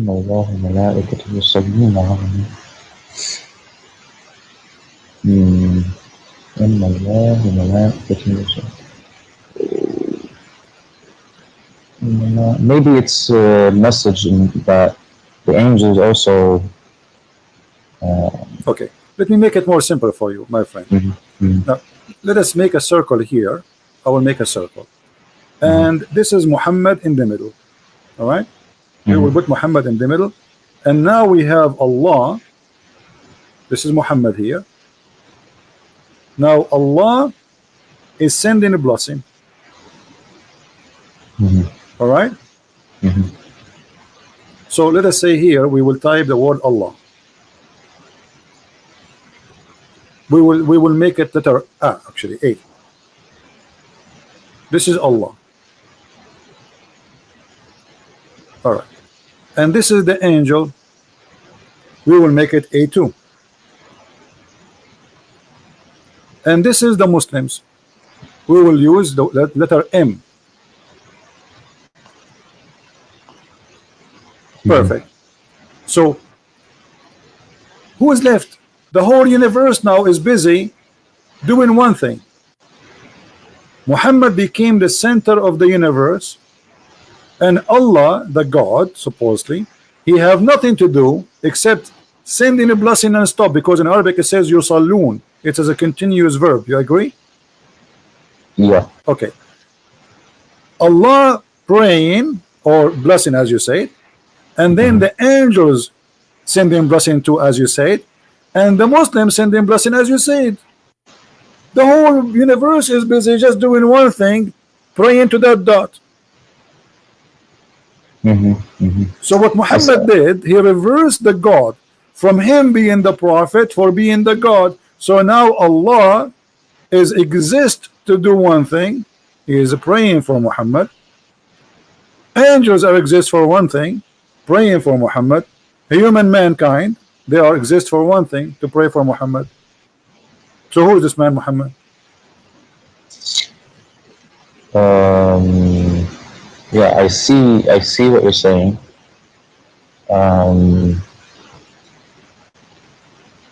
Now, yeah, it seems like, now what is, okay, so obviously I don't, there's some confusion. What, do you know what the tafsir says for this, or?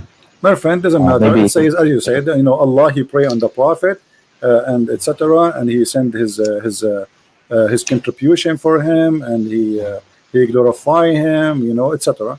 But this is very silly, because it should be the opposite. It should be the prophet and the angels and the believers praying to Allah, not Allah and the angels and the believers praying to Muhammad.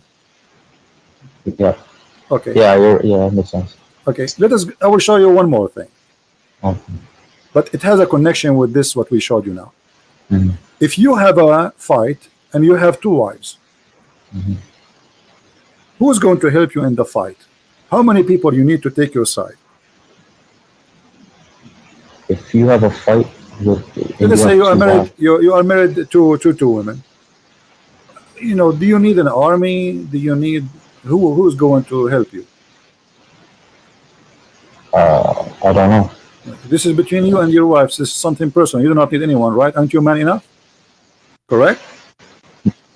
I'm not married, no. I'm not saying that. I'm saying, isn't it the man is enough to, isn't it the Quran chapter 4 verse 34, it says الرجال قوامون على النساء, the men are in charge of the women.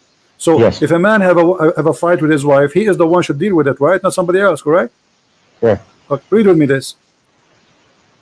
Muhammad, let us choose different translation just to make it more simple, because this guy, he had too much spice.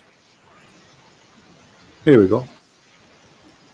Muhammad, he have a fight with two of his wives, Hafsa and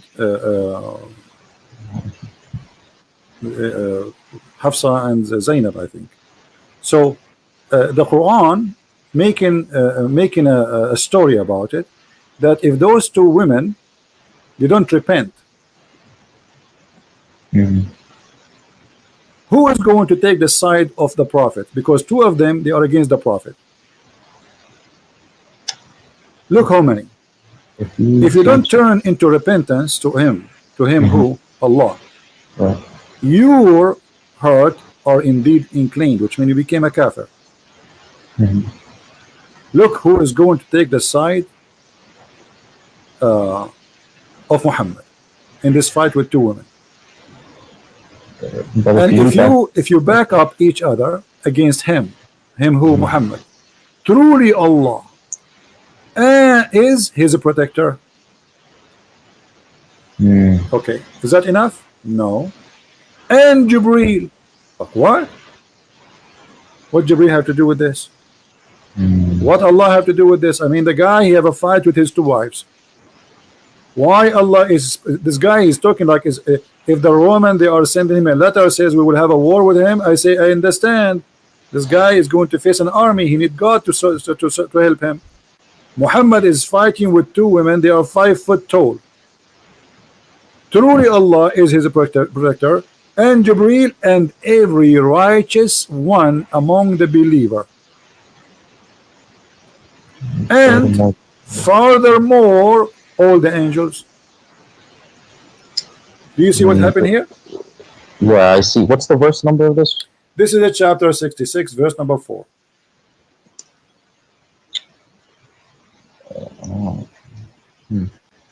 Okay. Yeah, so, I see. So what happened here, my friend? Listen with me carefully. The same as what happened before. We have Muhammad.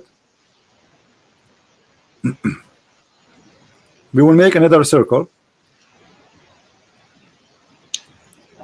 And we have Muhammad in the middle. Muhammad now needs protection from two women. So who is involved with this fight? Muhammad, he got the following names. Jibreel,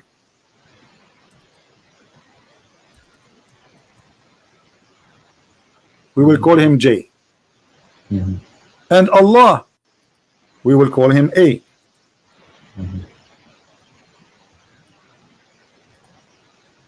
And Muslims, we will call them M.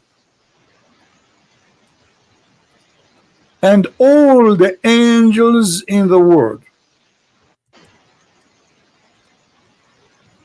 Who's left? Yeah.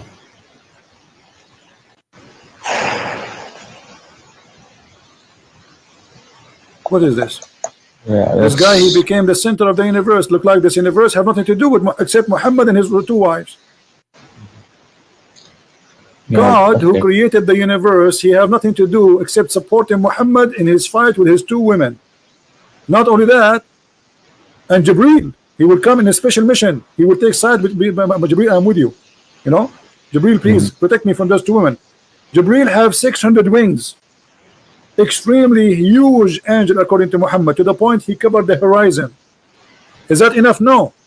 And every single believer, Al-Qaeda, ISIS, Mujahideen from everywhere, Pakistan, Indonesia, you name it. And not enough. And furthermore, all the angels. All of this to support a guy in his fight with two women. Yeah. Maybe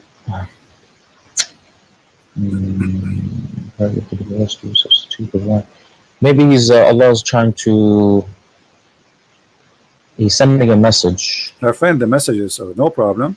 He can say to them, obviously, you see, look, Muhammad, what he's doing. Muhammad is here taking advantage of God. Anytime he needs something, he used God's name to control them. He could not control them no more, so he told them Allah is against you. But look what he did by making it the way he did it. He make it too much exaggeration. It's obvious it is a lie. Because he can say, Allah said you have to repent, and that's it. Right? We do not need the rest.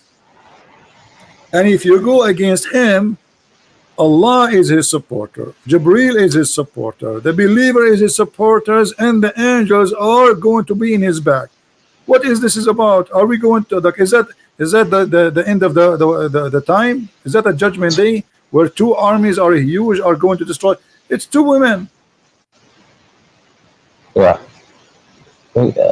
So what's your point? I don't. So my friend, my point is that Muhammad, he is the center of Islam, and the rest is just character, like in the stage. You know, you put decoration. Well, he's obviously very important. No, not obviously he's important. He is God. He is the God. Everything serve him. God, he serve him. Allah, he serve him. Jibreel serve him. The believer serve him. Everything exists is for him. But not everything in the Quran is benefits the Prophet. What do you mean? Did Muhammad, he make verses saying any Muslim woman, she can give herself to the Prophet so he can do boom boom with her? I don't. That's in the Quran or the Hadith? Yeah, this is in the Quran. Chapter 33, verse number 50. Any woman she offer herself to the Prophet, and this is only a privilege to thee. Why Allah will make a special privilege for boom boom privilege? Muhammad already have 13 wives, thousands of sex slaves. Why he need to say that Allah said to me, it is lawful for you the following women? Look how many counting he is. I mean, this, you get dizzy. Oh Prophet, we made lawful for you the wives. Well, thank you for telling me. I'm sleeping with them since the last century. I mean, this is silly actually to say to me that. Imagine I'm sleeping with those women since the last century, and now you say to me, I made it lawful for you your wives, or they are already his wives. What are you talking about? Don't you think it's too late? And whom has paid their door, and who your right hand possess, which means the slaves you own. Anyone you slave you own, you can jump on her. And the prisoner of war, and whom Allah assigned to thee. It's Allah assigned to you. This is a sign of Allah to take off their panty. And the daughter of your uncle, and the daughter of the partner uncle, and the daughter of your auntie, and the daughter of and the daughter of the daughter, and any believing woman she offer herself to the Prophet. And look what they say in Arabic, in English here. And any believing woman who dictate her soul. Her soul. I thought people dictate their soul to God. Wait, where does it say? Which one for you? Where's the sword? What? It says there in English. Oh, okay, okay, now. Dedicates her soul to the Prophet. The Prophet wishes to God her is done for reading, not for the believers. It's a privilege only. This is always a privilege only to Muhammad. So do you see how he used God so he can make his own privilege, and most of them they are about sex and money?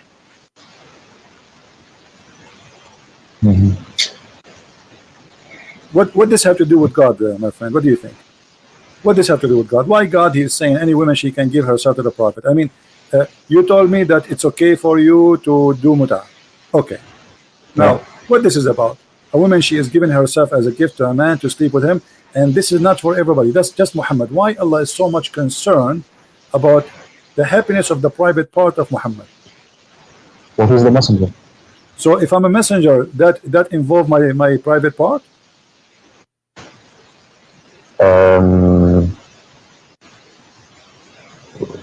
So now if I am a messenger, I just say I'm Muhammad now, and there's like 1 million women watching me. I say, hey women, send me a message. Who want to sleep with me? Who want to give herself to me? My name is Muhammad. Is that what you're saying? So because I'm a messenger, I can sleep with all those women? What does that mean? What does that have to do with God? Is Muhammad is a servant of God, or is he a servant? He's a private part. Servant of God. Okay, so what does have to do with him? Why Allah? Do you know what we say when you say Allah is God? What does that mean?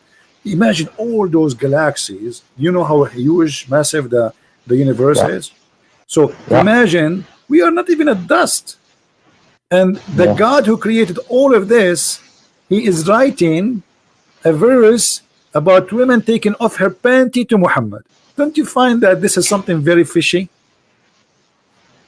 I do, yeah, but in the same way, I find it like if you talk about the Bible and you start talking about how God cares that we, mix fabrics, or we care like these little things, it's the same thing with all any of the books you're talking about. The Bible has stuff like that. No. The Bible does not have a stuff like that. Let me explain to you what you're talking about. Don't eat whatever. Don't eat. This is the law of surviving. This is not the law which is God gave to Moses.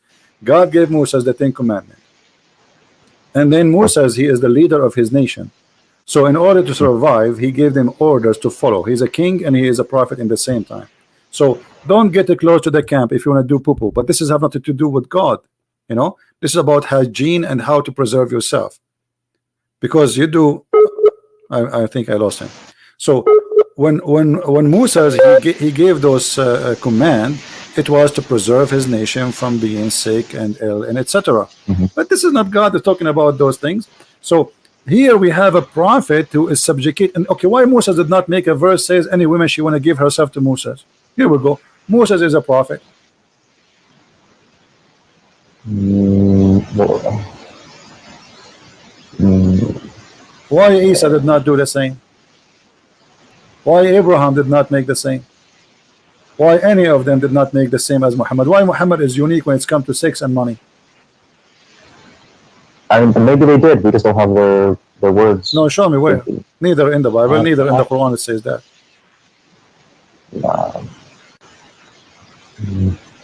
The only story in the Quran showing it's about David, and David in the Bible is condemned by God. David in the Bible accused David to be a criminal. His hand is full of blood. While in the Quran, you know, the story is there is amazing. So why this man is subjugating God for his benefit?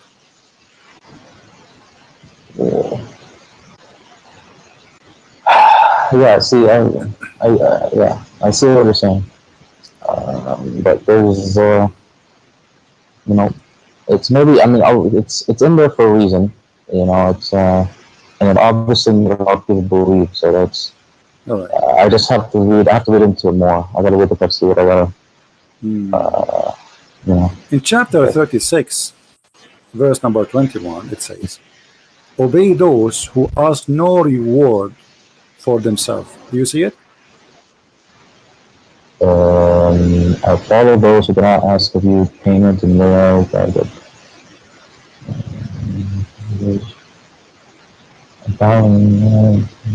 Yeah, I see it. Yeah. Okay, so we should not follow Muhammad then. Tons of verses in the Quran about money. Muhammad, he take the best of the booty. Safiyul Maghnam. Muhammad, he take the fifth of the booty, the best of the women. Muhammad, he made himself above all mankind. Any woman she can offer herself. Muhammad, he can marry a woman without even paying her, which means without even marriage. He just take her to bed. So the Quran itself contradicting the Quran.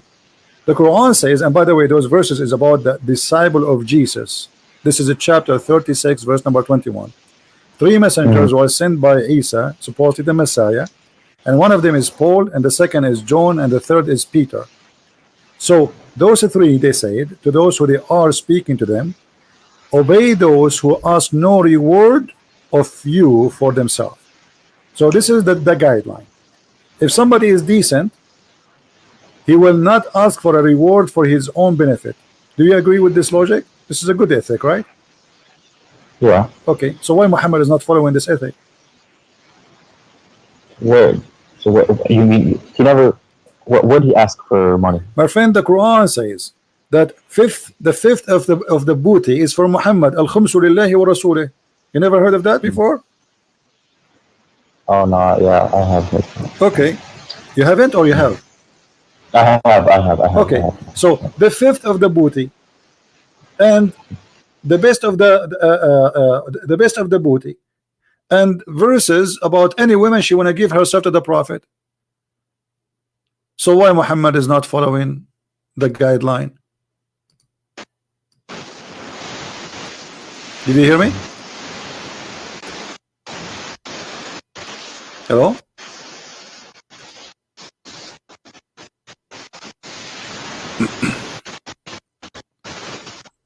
Hello?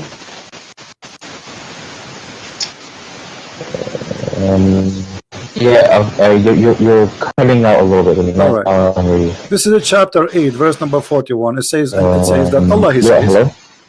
Allah, he says in chapter 8, verse number 41, and know whatever of your war booty that you may gain, verily 1/5 is assigned to Allah and the Messenger. Right?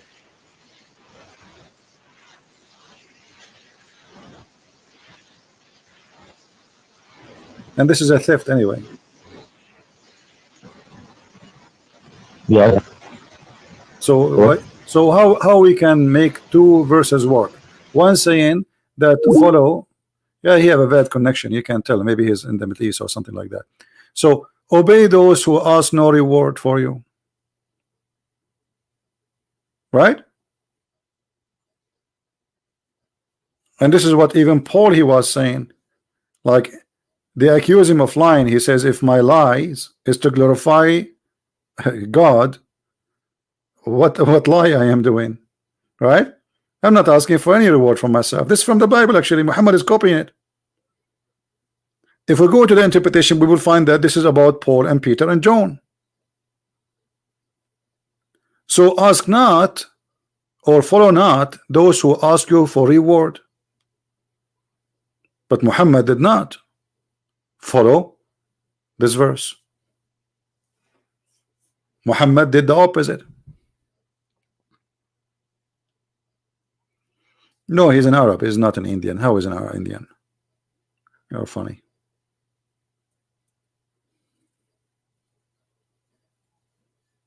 Call me back, my friend. So how this book can be the book of the truth? This is the book of the truth. Not to mention or forget to mention the stupid stories, flying carpet, mistakes in history, amazing mistakes in science. Have you ever heard of a God? You do not know how the hair is created, how the rain is created. Have you ever heard of a God? You don't remember which one he created first, the stars or the trees? One verse says the trees first and the stars next, and the other verse says the stars first and the trees next.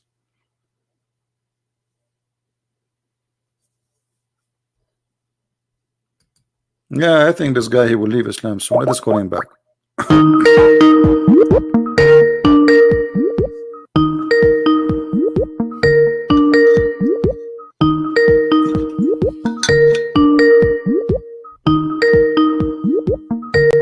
Hello? Yeah, yes, my friend. Go ahead. So what do you think, my friend? Do you think Muhammad is a prophet still? I have a bad phone, bad connection.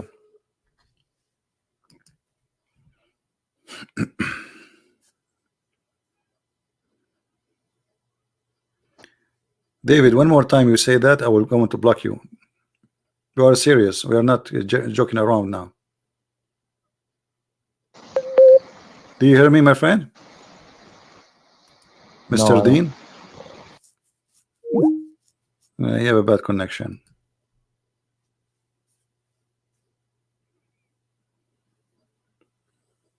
It's okay. Obviously, he is listening and he is learning.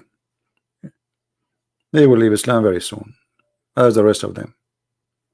So where is Muhammad, and where is the prophecy, and where is the prophet? Okay, and you call him a prophet. Where is the prophecy? Here we go. This is the Quran. Who want to show me a prophecy in the Quran?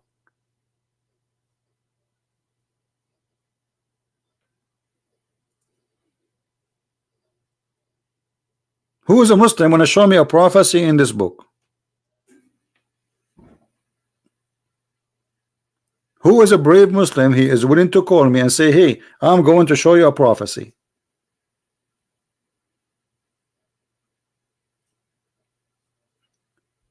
Do you remember the chapter? It's called the chapter of the Kafirun, which the Muslims always recite for us. In Arabic, the name of Jesus, there's no Arabic name for Jesus. It is Yeshua, which is the same as Yeshua. This is the Hebrew name. There's no name in Arabic. If you go to a chapter of Al-Kafirun, this chapter alone is enough, and the Muslims always, they mention to us this chapter, Al-Kafirun. They are so excited to say it to us. Look what is this. Oh, you kuffar, I worship not that you worship, but those people, they worship Allah already. Those pagans, they worship Allah. So what do you mean you don't worship what I worship? Number one, stupid mistake. Nor I worship, you worship what I worship, but they worship Allah and he worship Allah. And I will not worship that which you worship. And look here what he said, nor you will worship that which I worship. And you know, anyone knows why this is a disaster? This verse alone? Who knows why this is a disaster? Who remember why? Let us see how many of you is doing his homework. Why this verse is a disaster? Big disaster.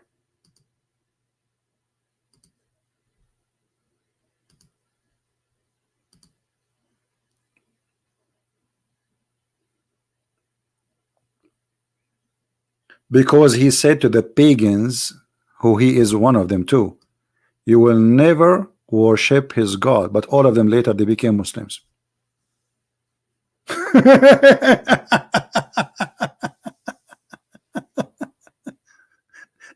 You see how you say to them, and you will never worship what I worship.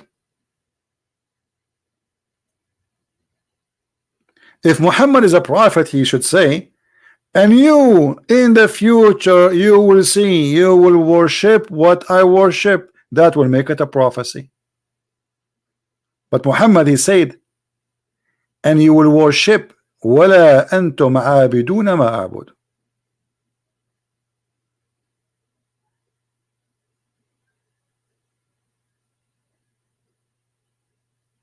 Muhammad, he got himself busted.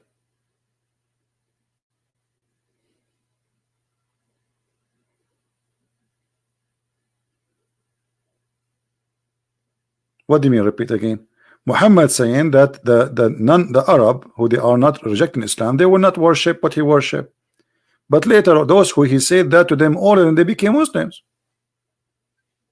So this was a false prophecy from a false prophet. And supposedly the one is talking here is Allah. So there is no way Allah is God, yet he do not know that those people in the future they will become Muslims.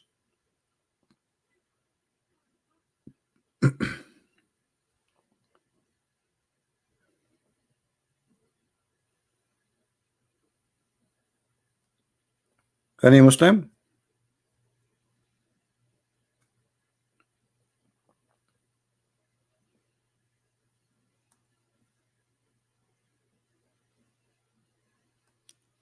So those Muslims who come to us, let us summarize again what we learned today from the beginning. What we learned today? We learned that when a Muslim he come to you, and he come and he say the Bible is corrupted, don't defend. Don't start quoting verses from the Bible. Yes, Dean. Assalamu alaikum. Wa alaikum assalam. Can you hear me? I hear you. Okay. Yeah. So my friend, what do you think about Muhammad? Do you think he's a prophet? Now he could. I mean, he could still be a prophet. I mean, what you showed me, you know, it's possible that Allah just gave him special rules, which is not. Okay. Know, what make a prophet a prophet? What makes a prophet a prophet? Prophecies. But like what? Give me a prophecy. Where we have the Quran in front of us. If there's any prophecy in the Quran to make Muhammad a prophet? Do you see the verses we are showing on the screen? The Kafirun? Yeah, I see him. Okay. If you go and read the interpretation, you will see that those people who Muhammad he said that verse to them, all of them they became Muslims later. So this is a false prophecy. How he said to them, nor you will worship that which I worship, and later all of them became Muslims. Nor will you worship, nor not worship that which you have been wont worship, nor will you worship that which. So he's saying you won't worship which I worship, and then maybe they come fake Muslims so they don't get killed. If I say to you, you will never become a Christian, and then after 2 months, and I claim to be a prophet, and then after 2 months you became a Christian, that's mean I'm a false prophet.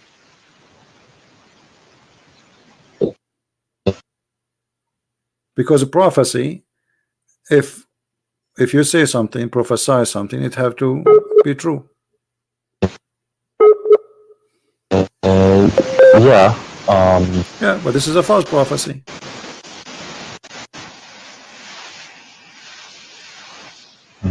Well, who is he talking to here? No, will you worship that which I worship. People of Quraysh, is it right? The Arab, but all of them they became Muslims in his time, not after. In his time, during his lifetime.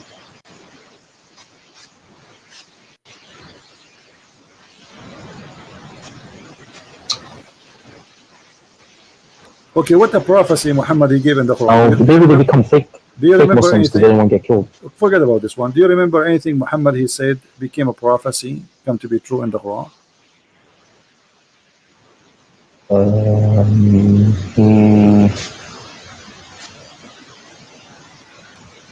I will give you one. I will help you. Okay. Have you ever heard a Muslim Okay. saying that Muhammad he prophesied that the Roman after they lost they will win? He said, yeah, he said that the Romans were defeated, or they will be defeated. Okay, this is a Or they went- chapter 30. The Romans have been defeated in the close by land, and after a few years they will defeat. They will be victorious. In Arabic it says بضع سنين. في بضع سنين. The word bada is between 3 to 10. Based on the history, that will be wrong, because it took many years after that, more than 16 to 17 years for the Roman to accomplish. However, the hadith says, and this is what the Muslim they say to us, remember, it's not me. The hadith says that Muhammad he said that verse after the Roman became victorious.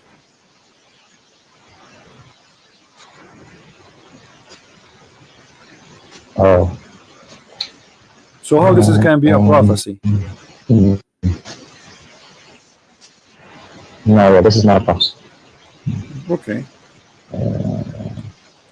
The Roman Empire has been defeated in the length of span. Yeah, no, this is Give me a second, I will show you the hadith. the last thing. Because Muslims they keep talking about this verse, they say, brother, this is amazing how the Prophet he knew that. First, the calculation is wrong. Secondly, even the hadith says that we have a problem here.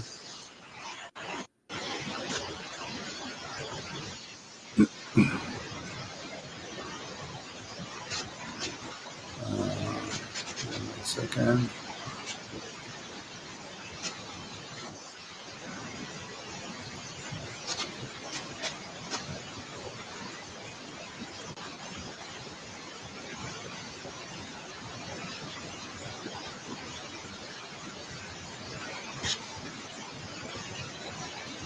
Are you talking from the Middle East? No, I'm in the US. Why you have a very bad connection? I don't know. All right. Let us see. I'm just trying to find you the hadith.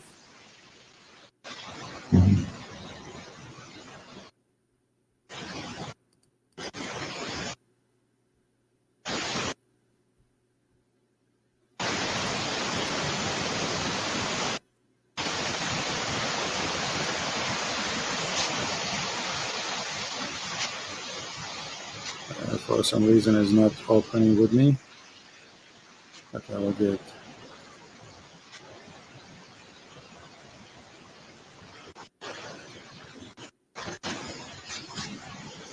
Just to show you how Muslims they say things, it doesn't make sense and it's not even honest when they say it.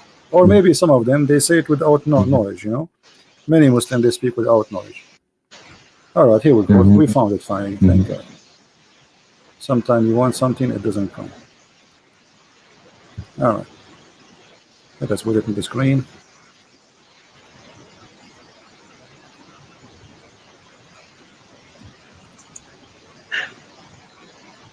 All right.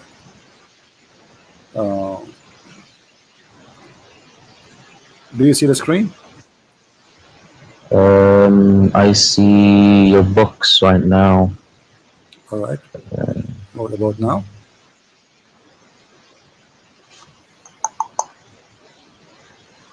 Nope, I still see your books. It's okay. We'll take a little bit of time to come to you. It says here that in the day of Badr, the Roman had victory over the Persian. So the believer were pleased with that. Then the following verse was revealed. So the claim that this was a prophecy, Muhammad he said that verse before it was a lie. Yeah. Okay, I still, can you give me which hadith it is? I want to Well, read it. this is Jami' al-Tirmidhi and it is Sahih. It's Sahih? Yeah. Oh, here.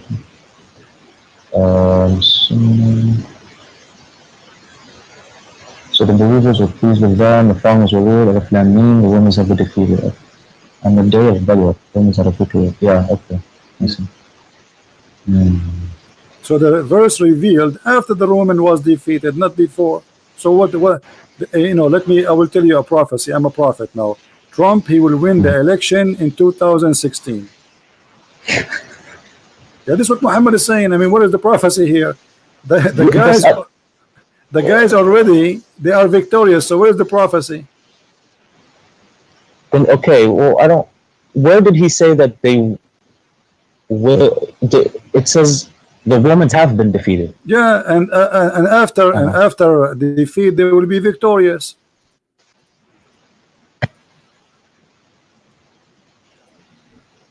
Oh, okay. He said that we were happy with the victory. Okay.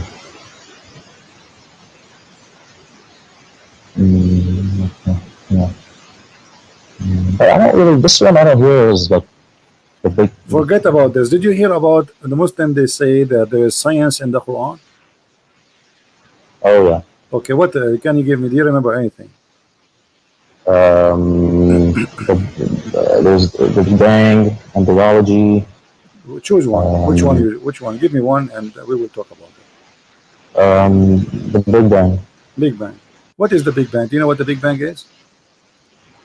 Yeah, all the matter in the world was in one ball, and then 13 billion years ago it expanded. Okay. There's explosion, correct?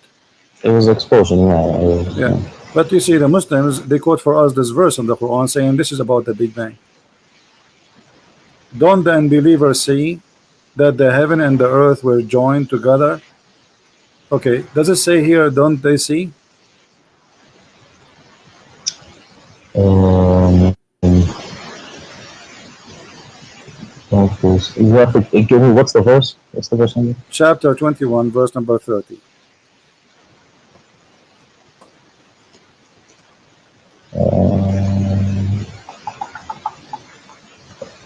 Okay, yeah, I see. Okay. Don't the unbelievers see? Okay, so he's talking about something they can see, correct? Yeah. Okay. Did any of us see the Big Bang? No, but Okay. Yara. Alam yara. Didn't they see? Correct? Didn't they see? أولم يرى الذين كفروا أن السماوات والأرض كانتا رتقا ففتقناهما. So didn't you see? So Allah is talking about something he can see, not something happened in the past. You know, I mean, something you can witness for it now. I mean, at least we can see how it is now. So what the Quran is speaking about, that the earth and the heaven, they used to be together, and Allah, he lift up the sky. I don't think, but I think you're taking it too literally. No, let us show you that this is what it's meant. You see, I don't say things, you know, I don't know, by now you should know that I don't say things unless this is how it is according to Islam. Okay? Allah, he lift up the sky. You know that? I mean, I see it. It says, no, it doesn't say وَجَعَلْنَا. Yeah, this is a different verse. Chapter 13, verse number 2. It says, Allah is he who raised the heaven without pillars that you can see. Do you see it? Yeah, who erected the heavens without pillars. So connect this verse to this verse, you will find that they are saying the same. Whoa, should connect it. Yeah. Don't the believers see that the heaven and the earth, they used together? Okay, what he did? He left up the heaven. He separated them. He established himself above the throne. He erected the heavens, the Sama. He raised But this is different. I don't see the connection. The connection is that the earth and the heaven, they used to be connected, correct? In the previous verse. Yeah. This one here is saying Allah he raised it up. This is how he split it. Allah he raised up the heaven. Okay. Okay. So, but let me ask you: is that true that that the heaven is raised above us? No. So this is a lie. How God he says such a thing? We are not even a dust inside the space, inside the heaven, if we can call it heaven. Correct. Correct. So we are the heaven is not lifted from us. We are inside it.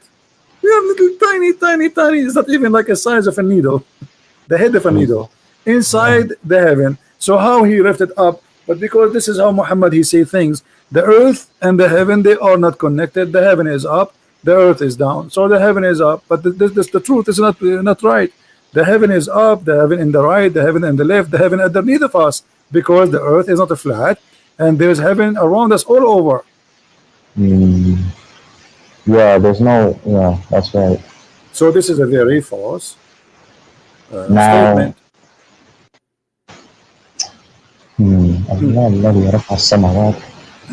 Yeah, so that's it's. I think you're taking this too literally. My friend, I am not the one. You see, you have to read the interpretation of the Muslims. Okay, look at this. Allah, He is the one الذي مد الأرض. مد. What the word مد mean? يعني مد, she spread it, to expand it. But this is mean it's flat, correct?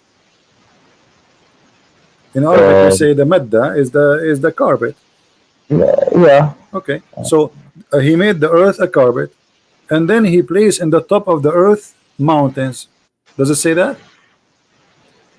Yeah. But is it true that mountains are something placed in the top of the earth, or the mountains are coming from the magma? Well, they come from the tectonic plates pushing against each other. Well, there's two ways. Either it's a volcano, which is the magma, or it is the tectonic plates because of a pressure between them. This is correct. But which mean in both way, it's coming from inside the earth, not something we place in the top of the earth, correct? Correct, yeah. Okay, so the Quran here is giving false prophecy. Muhammad prophesying how God he made the earth, he placed mountains firm in the top of the earth.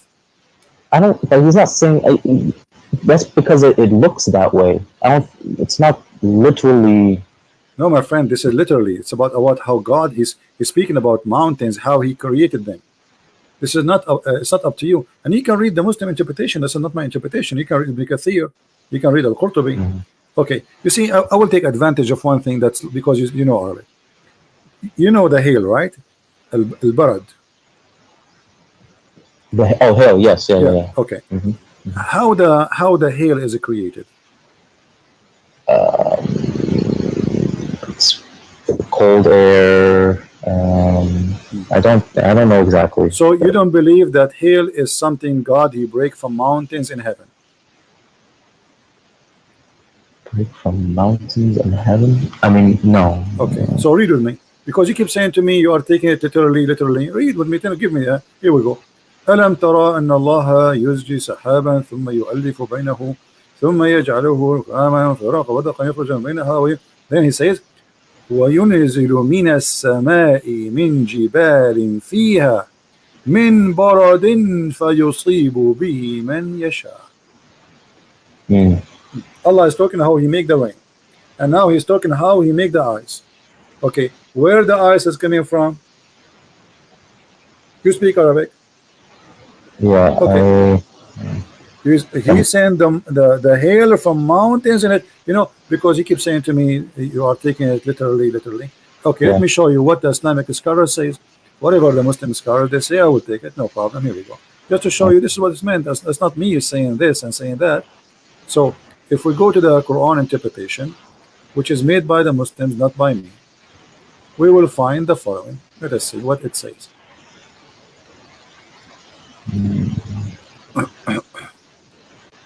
This is a chapter 24, verse number 43.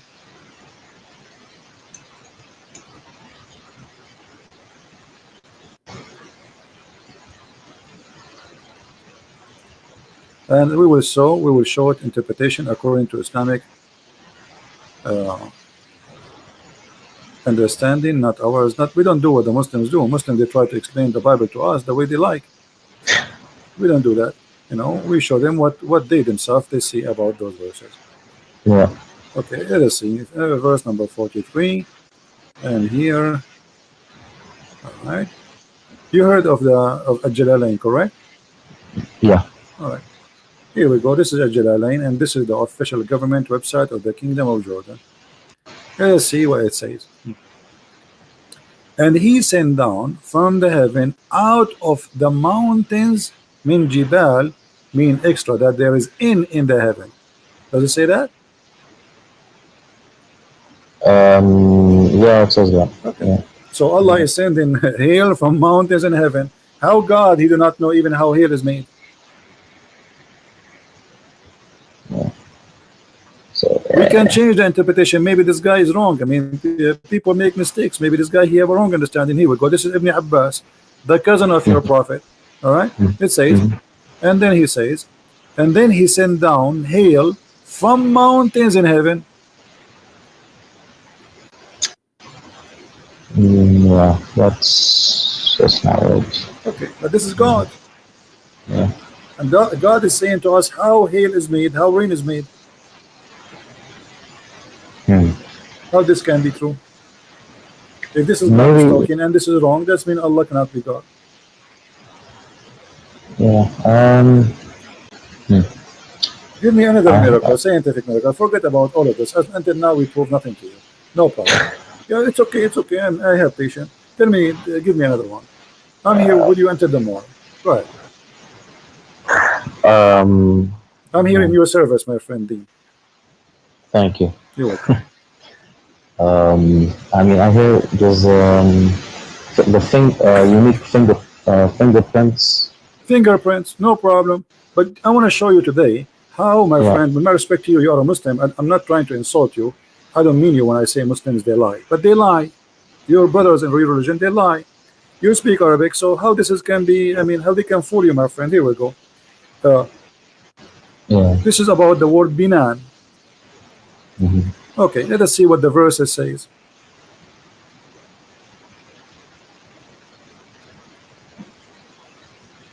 Chapter 75, verse number 4. It says, aren't we able to put together his fingertips? But this is about his bones. The fingertips is the bones. This is not about fingerprints. What fingerprint? Allah is saying, here we go. Does the man think we cannot assemble his bones? No, we can. Even his fingertips we can. Yeah, that's right. It doesn't say fingerprints. So they lie. You see, it's about bones. They make it about the skin. But they are assuming nobody will go and check, and nobody have a brain to you know, people, they take it like, you know, it's like a fast food, McDonald's, you know, take sandwich, give sandwich, brother. Prophet said, Allahu Akbar, Alhamdulillah, MashaAllah, Alhamdulillah, Takbir, Takbir. Yeah, this is the comedy we see. Nobody when to use his brain for a second. Yeah, I'm looking through these translations. A lot of them, I'm trying to read the Arabic, and yeah, they keep adding stuff. My friend, the Arabic is so clear. أيحسب الإنسان أن لن نجمع عظامه بلى قادرين على أن نسوي بنانه. So he's talking about, do you think the human can, he think we cannot put his bones together? No, we can, even his bones, because the fingers, they are very small. Like, you know, maybe you can put the big bones together, but those are very small, the hands, you know. So this is what it says. And look how they fabricate just to make it look like as a science. So the verse is speaking about, and not only that, we can go to the interpretation. Let us go to the interpretation, because maybe Christian Prince, he get it wrong. Maybe you get it wrong too. You know, let us see if there's a fingerprint here. Chapter 75, verse number 4. I mean, those who make those claims, they are official liars. They are liars with certificate of PhD. They have no shame. Here we go. This is Tafsir Ibn Abbas. Is it about bones? Mm, yeah, it seems like it. So why they lie? I don't know. See, I hear this stuff from just my parents and Okay, my friend Dean, forget about this one, man. Maybe we can find something else. Give me one other one. Give me, hit me.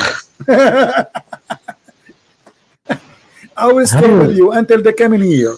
And I guarantee you, every one you give me is going to be busted, and everybody, and including you, you will laugh with me at it. I'm laughing with you now, yeah. Yeah. I don't know. There's so much. The embryology. That's the big wonderful. The embryo. What is that? Which verse do you know? There's many verses. Let me help you. Maybe you are talking about this one where it says backbone. alaqa, the one about the alaqa.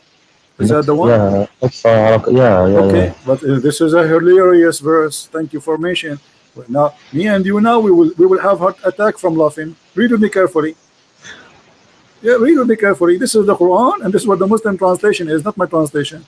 It says, then we made the nutfa. What is a nutfa, Dean? The nutfa is the nutfa is the sperm. That's wonderful.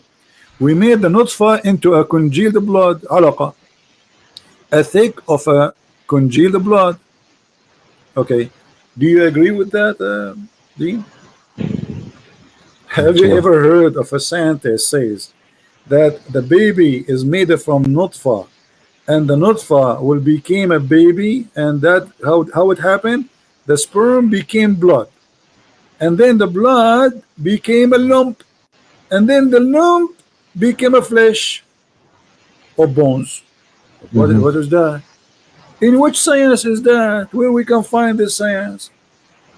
The sperm of the man go to the women and fertilize the egg. The one will grow is the egg. It's not the nutfa, correct? Well, yeah, there's the egg. Yeah. Yeah, the egg will become the one cell. It's a big cell. The cell became two. The two became three, etc. You know. So it's not the sperm will become what this guy is talking about. He's saying that the sperm of the man will become a congealed blood. Now, yeah, but it's not wrong. It's wrong, my friend, because the sperm does not transform to be anything to do with the baby. The sperm activate the egg and deliver the DNA message, and that's it. It dissolves.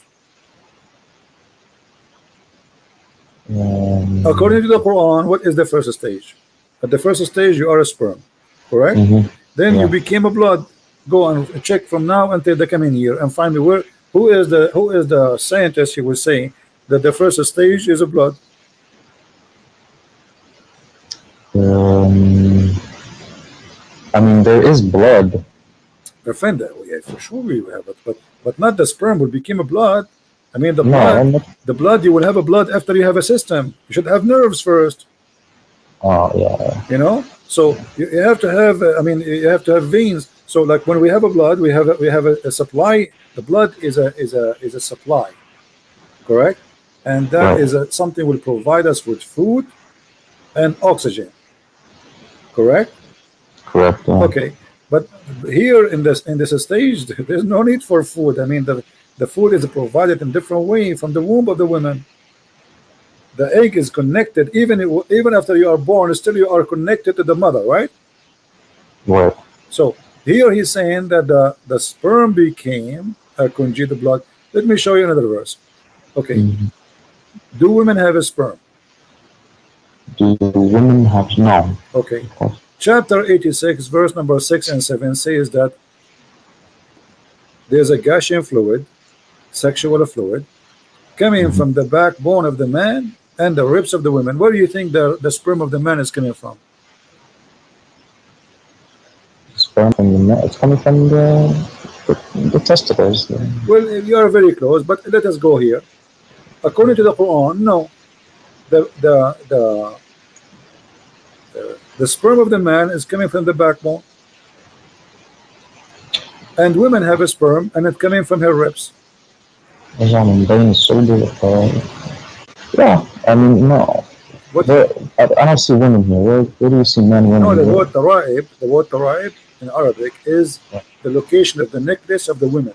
It is a word that has to do with the ribs of the women, and specifically the location of the women necklace.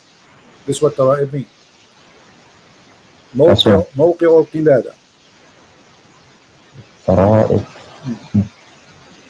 ترائب الصدر هي عظام الرقبة التي تقع فيها القلادة. موقع القلادة من الرقبة للمرأة. So it comes from between the backbone of the man and the ribs of the woman. How is that? What kind of God do you think that a sperm is coming from a backbone, which is the last bone in your spine, and women have a sperm coming from her ribs? You know, let us go and see the interpretation. Maybe I'm wrong. Yeah, I have to. Yeah. No problem. Here we go. This is chapter 86, verse number 7. Let us go to Ibn Kathir. You heard about Ibn Kathir, right? Yeah, he's the big one. Yeah, he used to be in my school.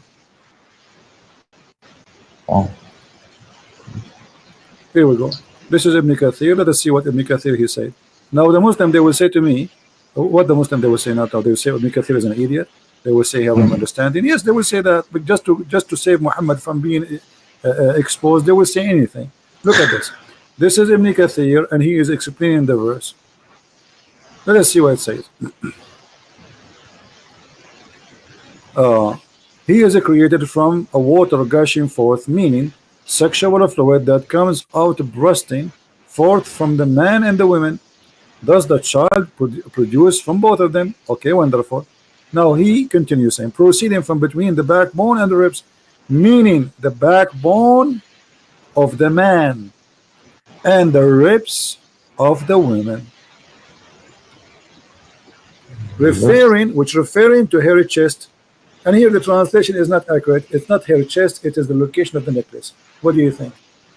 Do you agree that women, she have a sexual fluid which make the baby, and it's coming from her location of the necklace of the chest?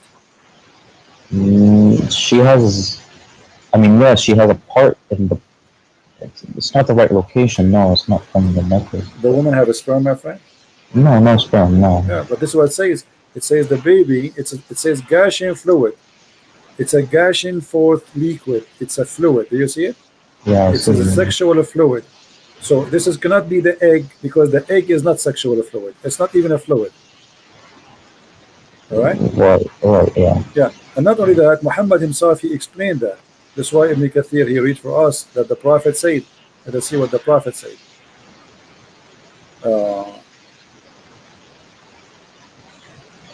There's a hadith where Muhammad said, explain something. Let's see. Where is the hadith? I hope they did not take it off, because they do that. The Muslims, they are trying, yeah, they do that actually. There's a hadith where Muhammad, it's in Arabic, I can show it in Arabic.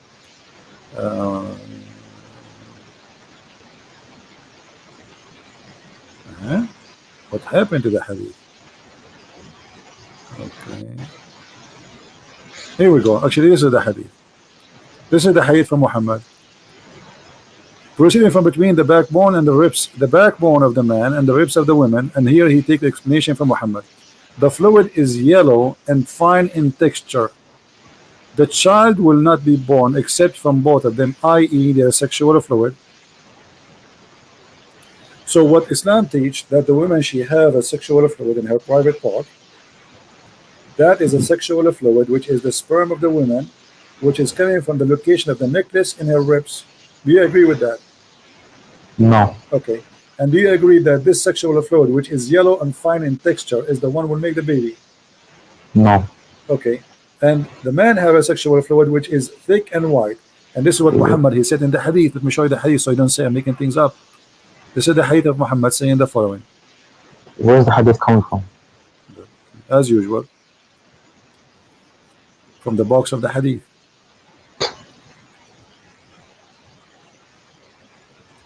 Here we go. This is your prophet explaining the same thing, and this is Sahih. I came to the prophet. Okay, no, this is not the one. Here we go. Let me show you the Sahih.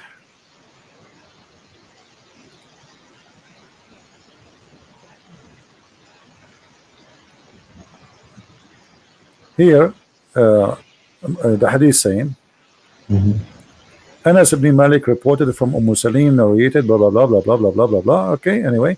Then it says, in case that the woman sees that she must take a bath, she sees what? She sees a dream. She have this charge.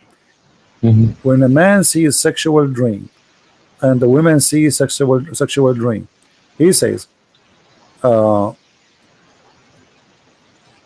this, she asked him, a woman, she said to him, what I will do if I see, you know, I have orgasm.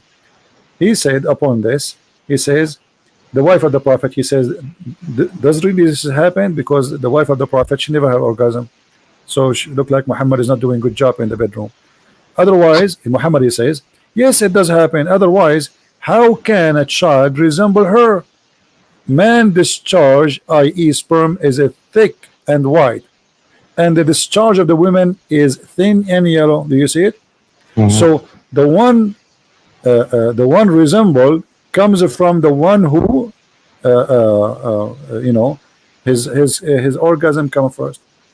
In different hadith, the translation is more accurate. It says the one who comes first, he controlled the resemble the look of the baby. Here we go. This is the hadith, and this is Sahih. Read it. Yeah. The Messenger of Allah said, the man water is thick and white, and the women water is thin and yellow. Which of them comes first? The child will resemble the parent. Yeah, that's that. I don't think that's not right. Is the hadith is Sahih?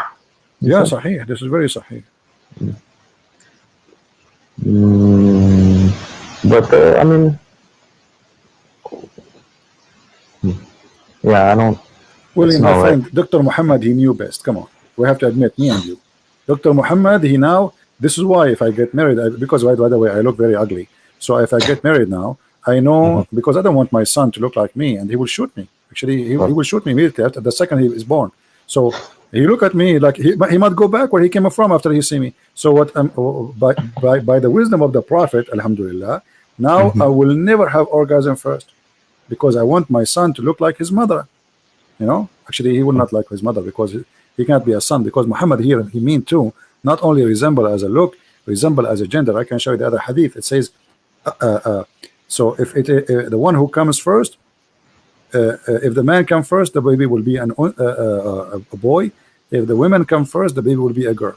So according to the Majesty Dr. Muhammad, who is getting his knowledge from Allah, the women orgasm will decide, or the man orgasm will decide what the gender of the baby and how it will look like.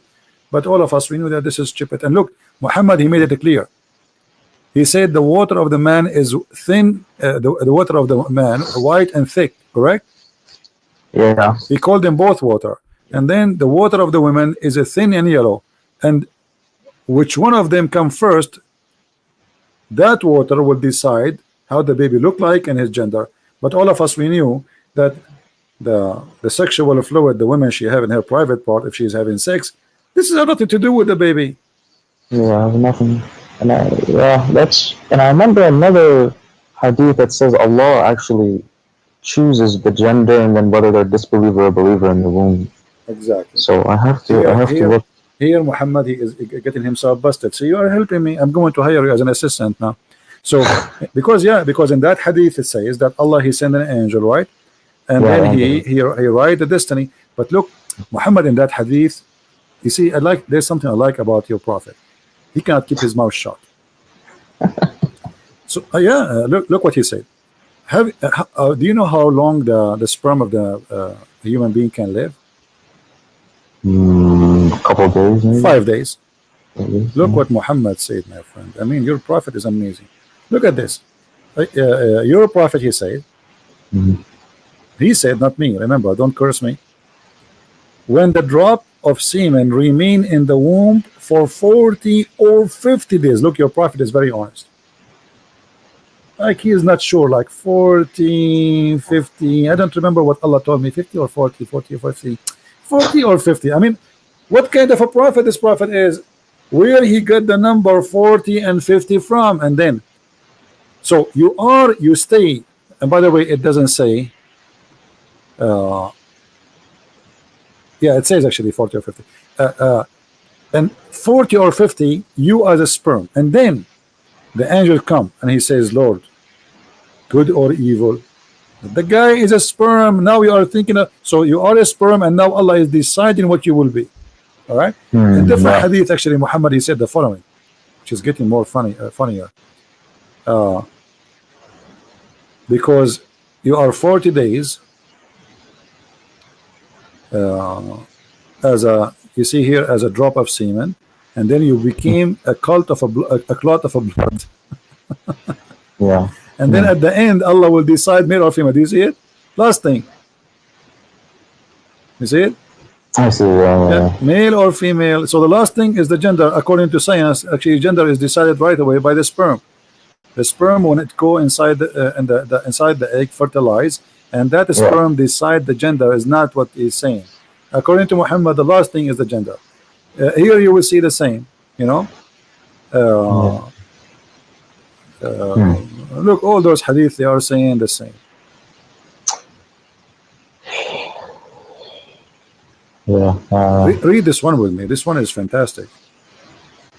This one we can make movie, me and you, about it. If you have money, we can, you know, we can ask Sylvester Stallone to be the, you know, we make him go back. We make a cartoon movie like he was a sperm, Sylvester Stallone, and now he go in a mission and he stay as a sperm in the womb of the enemy for 40 days. Look at this. Yeah. In the form of a semen for 40 days. Then became a clinging, it's not, doesn't say, it says alaqa, a congealed blood.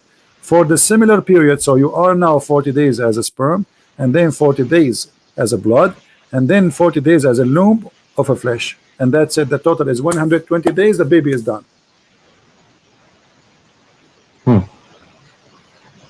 Yeah, that's 100. Yeah, no, that's not right.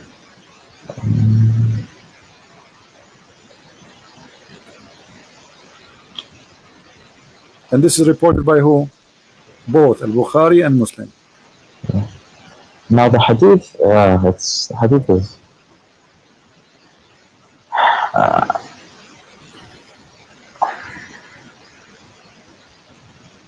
yeah, I don't like the hadith too much.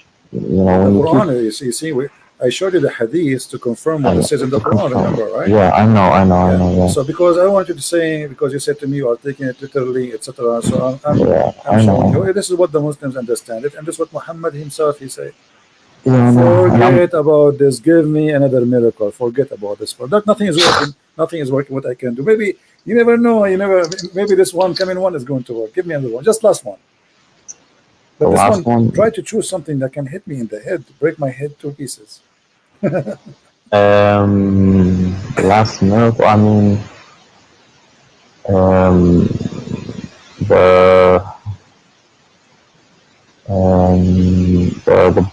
the sky being, the atmosphere protecting us. That's wonderful, my friend. The Quran says the atmosphere protecting us. From what I remember my parents telling me that. Yeah. My friend, you speak Arabic there. You should do better. The Quran says the opposite. The Quran says that Allah وَجَعَلْنَا السَّمَاءَ سَقْفًا مَحْفُوظًا. So what is protected is the sky, not the earth. From who? Let us see. And now you will die laughing with me. Don't die on me. Chapter 67, verse number 5. And indeed we have adorned the nearest heaven with lamps, and we have made such a lamp as missiles to drive away shaitan. You see it?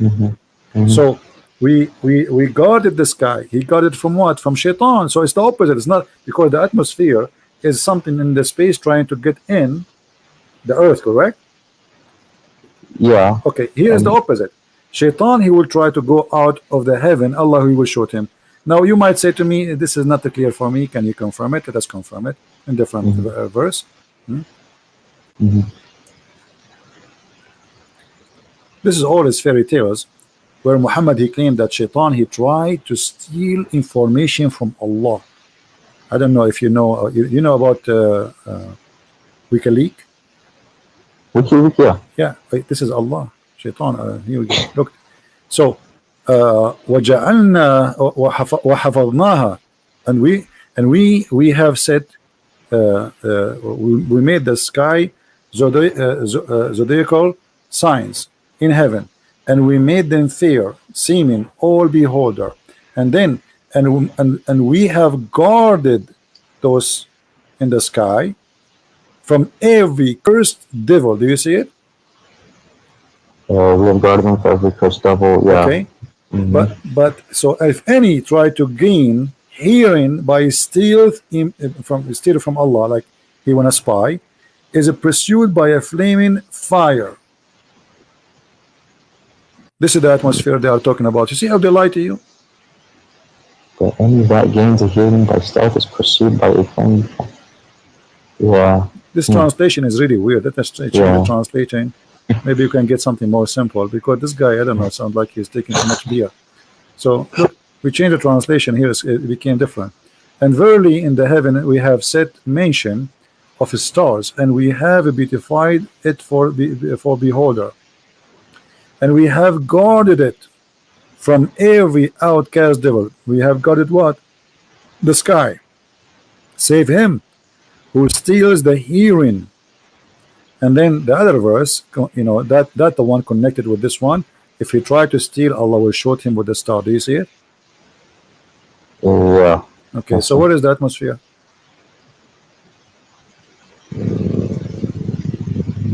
Yeah. And here there's a mistake. You see, the same verse here, they say that this is about the atmosphere, but the verse saying that the stars is located in the nearest heaven. That's mean if this is, but yeah, it says the lamps in the lowest heaven. Yeah, okay, I see. Yeah. The lamps, missiles. And the Shaitan, he live in the earth. So Allah, he showed Shaitan by a star. Do you know how big the star? Yeah, there's no. This is all his fairy tales for kids. I mean, come on, you are smarter than this. You really believe in this? Shaitan, he will steal information from Allah. He want to spy. Allah showed him by. So Muhammad trying to explain what was those things we see in the sky, especially he live in the desert, so he can see a lot of it every night. You know, they are living in the dark, there's no electricity, so anytime go outside you will see the sky dark black, you see nothing. So he look at the sky, he see those stars coming, he think those are shooting stars, he think those are really stars, and Allah shooting this the shaitan trying to spy at Allah, brother. Boing boing, like Star Wars. Yeah. Yeah, I see. Yeah. So where is the Yeah, I don't see anything. See, Yani, see, the thing is, I don't look in. You know, I just kind of hear what people tell me. I don't really look into actually reading the verse, but I'll have to go back and do some more reading, really try to understand. Yani, you know your stuff, man. Let me see. The sky سقفا محفوظا. Allah, he made the sky like a canopy in the top of a mountain called Qaf. You know do you know Qaf? You heard of Qaf? No. Okay, did you hear about the chapter? It's called Qaf in the Quran. Oh, chapter, yeah. Qaf. Okay. Yeah. Qaf, if you ask a scholar, okay, what does Qaf mean? He says this is an azure mountain which is surrounding the earth from all direction. All right. Okay. So this is, let us go and see the interpretation. Here we go. From the narration of his authority Ibn Abbas, this is Tafsir Ibn Abbas, chapter 50, verse number 1. It says the following: that he said the interpretation of Allah saying Qaf. He said Qaf is an azure mountain overlooking this world, and the color of the sky takes from it. Allah swear by it. Do you see it? So what happened is that this is a mountain, it's a blue, and it's surrounding the earth from the earth is a flat, and there's a wall fence, and then in the top of the fence, in the top of the wall, like a room, there is a dome that is, or a roof That is the sky, and the reason the sky is blue because of that mountain. It's clear. I mean, what's wrong with you? Come on, isn't it clear? Doesn't say that, or I'm saying that? Yeah, and there's a man overlooking this world, and the color of the sky takes from it the lost program. Yeah, true story, brother. This is a pure science, Islamic science. Yeah, I've never heard of this one, but yeah, that's. Do you have more miracles?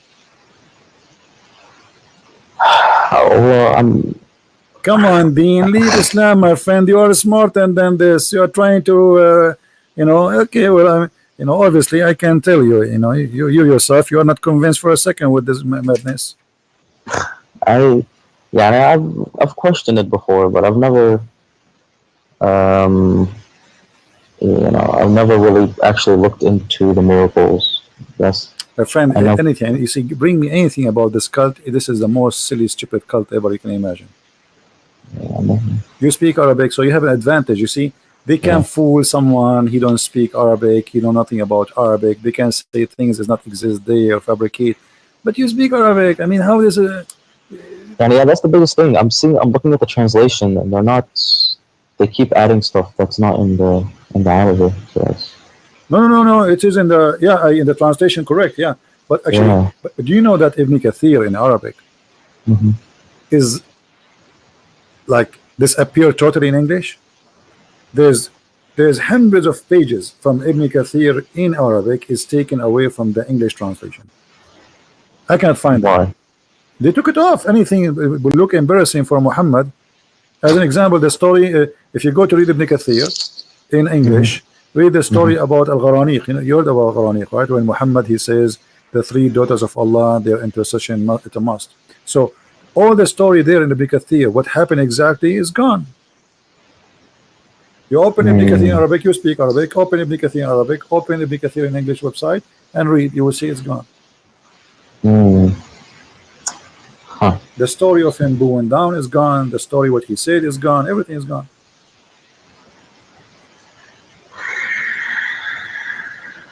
Yeah. What else? What else they told you? Well, I'm out of miracles. I don't. I mean, even guys, they say even the Quran. Our friend Dean, by the way, I welcome you to call me anytime. You are a nice person. But our friend Dean is out of animation. Okay. So when I originally called, so I see, and you're doing a good job of proving that the Quran, the truth is not in the Quran. I see that, but now a lot of the stuff you can also, turn on to the Bible, and I don't know where the truth is in the Bible either. So that's where I'm. My friend, let us take it step by step. So, did you decide to leave Islam? No, I haven't. But you just say the truth is not in the Quran. You just said that. Well, and that's what you're. Okay, but do you agree? I mean, come on, be honest, Dean. After all what I showed you, is that the truth in your eyes? Be honest. Is what is written in the Quran, is that the truth? The sperm became a congealed blood.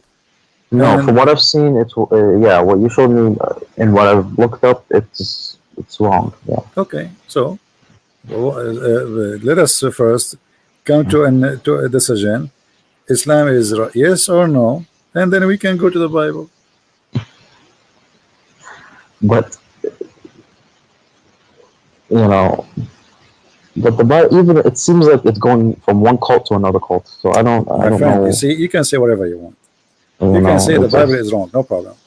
And first we finish from Islam, and then if you want, you can go and see in the Bible, and we will see together if this is a cult or not. You see, the problem is when somebody try to speak about the Bible, you know what the Bible is first? It's a collection of 66 books. Yeah, but what it is? It's people. I say it's a bunch of legends. Okay, let me tell you. The Bible is history, history of a man, stories of the man, stories, and the words of God, which mean there's parts where God is talking, and there's big part where he said, she said, this king he said, this prophet he told this person. So stories, all right. So Okay. if you want to judge God, you judge God by his teaching. Where's The that? rest, which mean, okay, Jesus said to me, do this. That is God for me. Jesus is God. All right. Okay.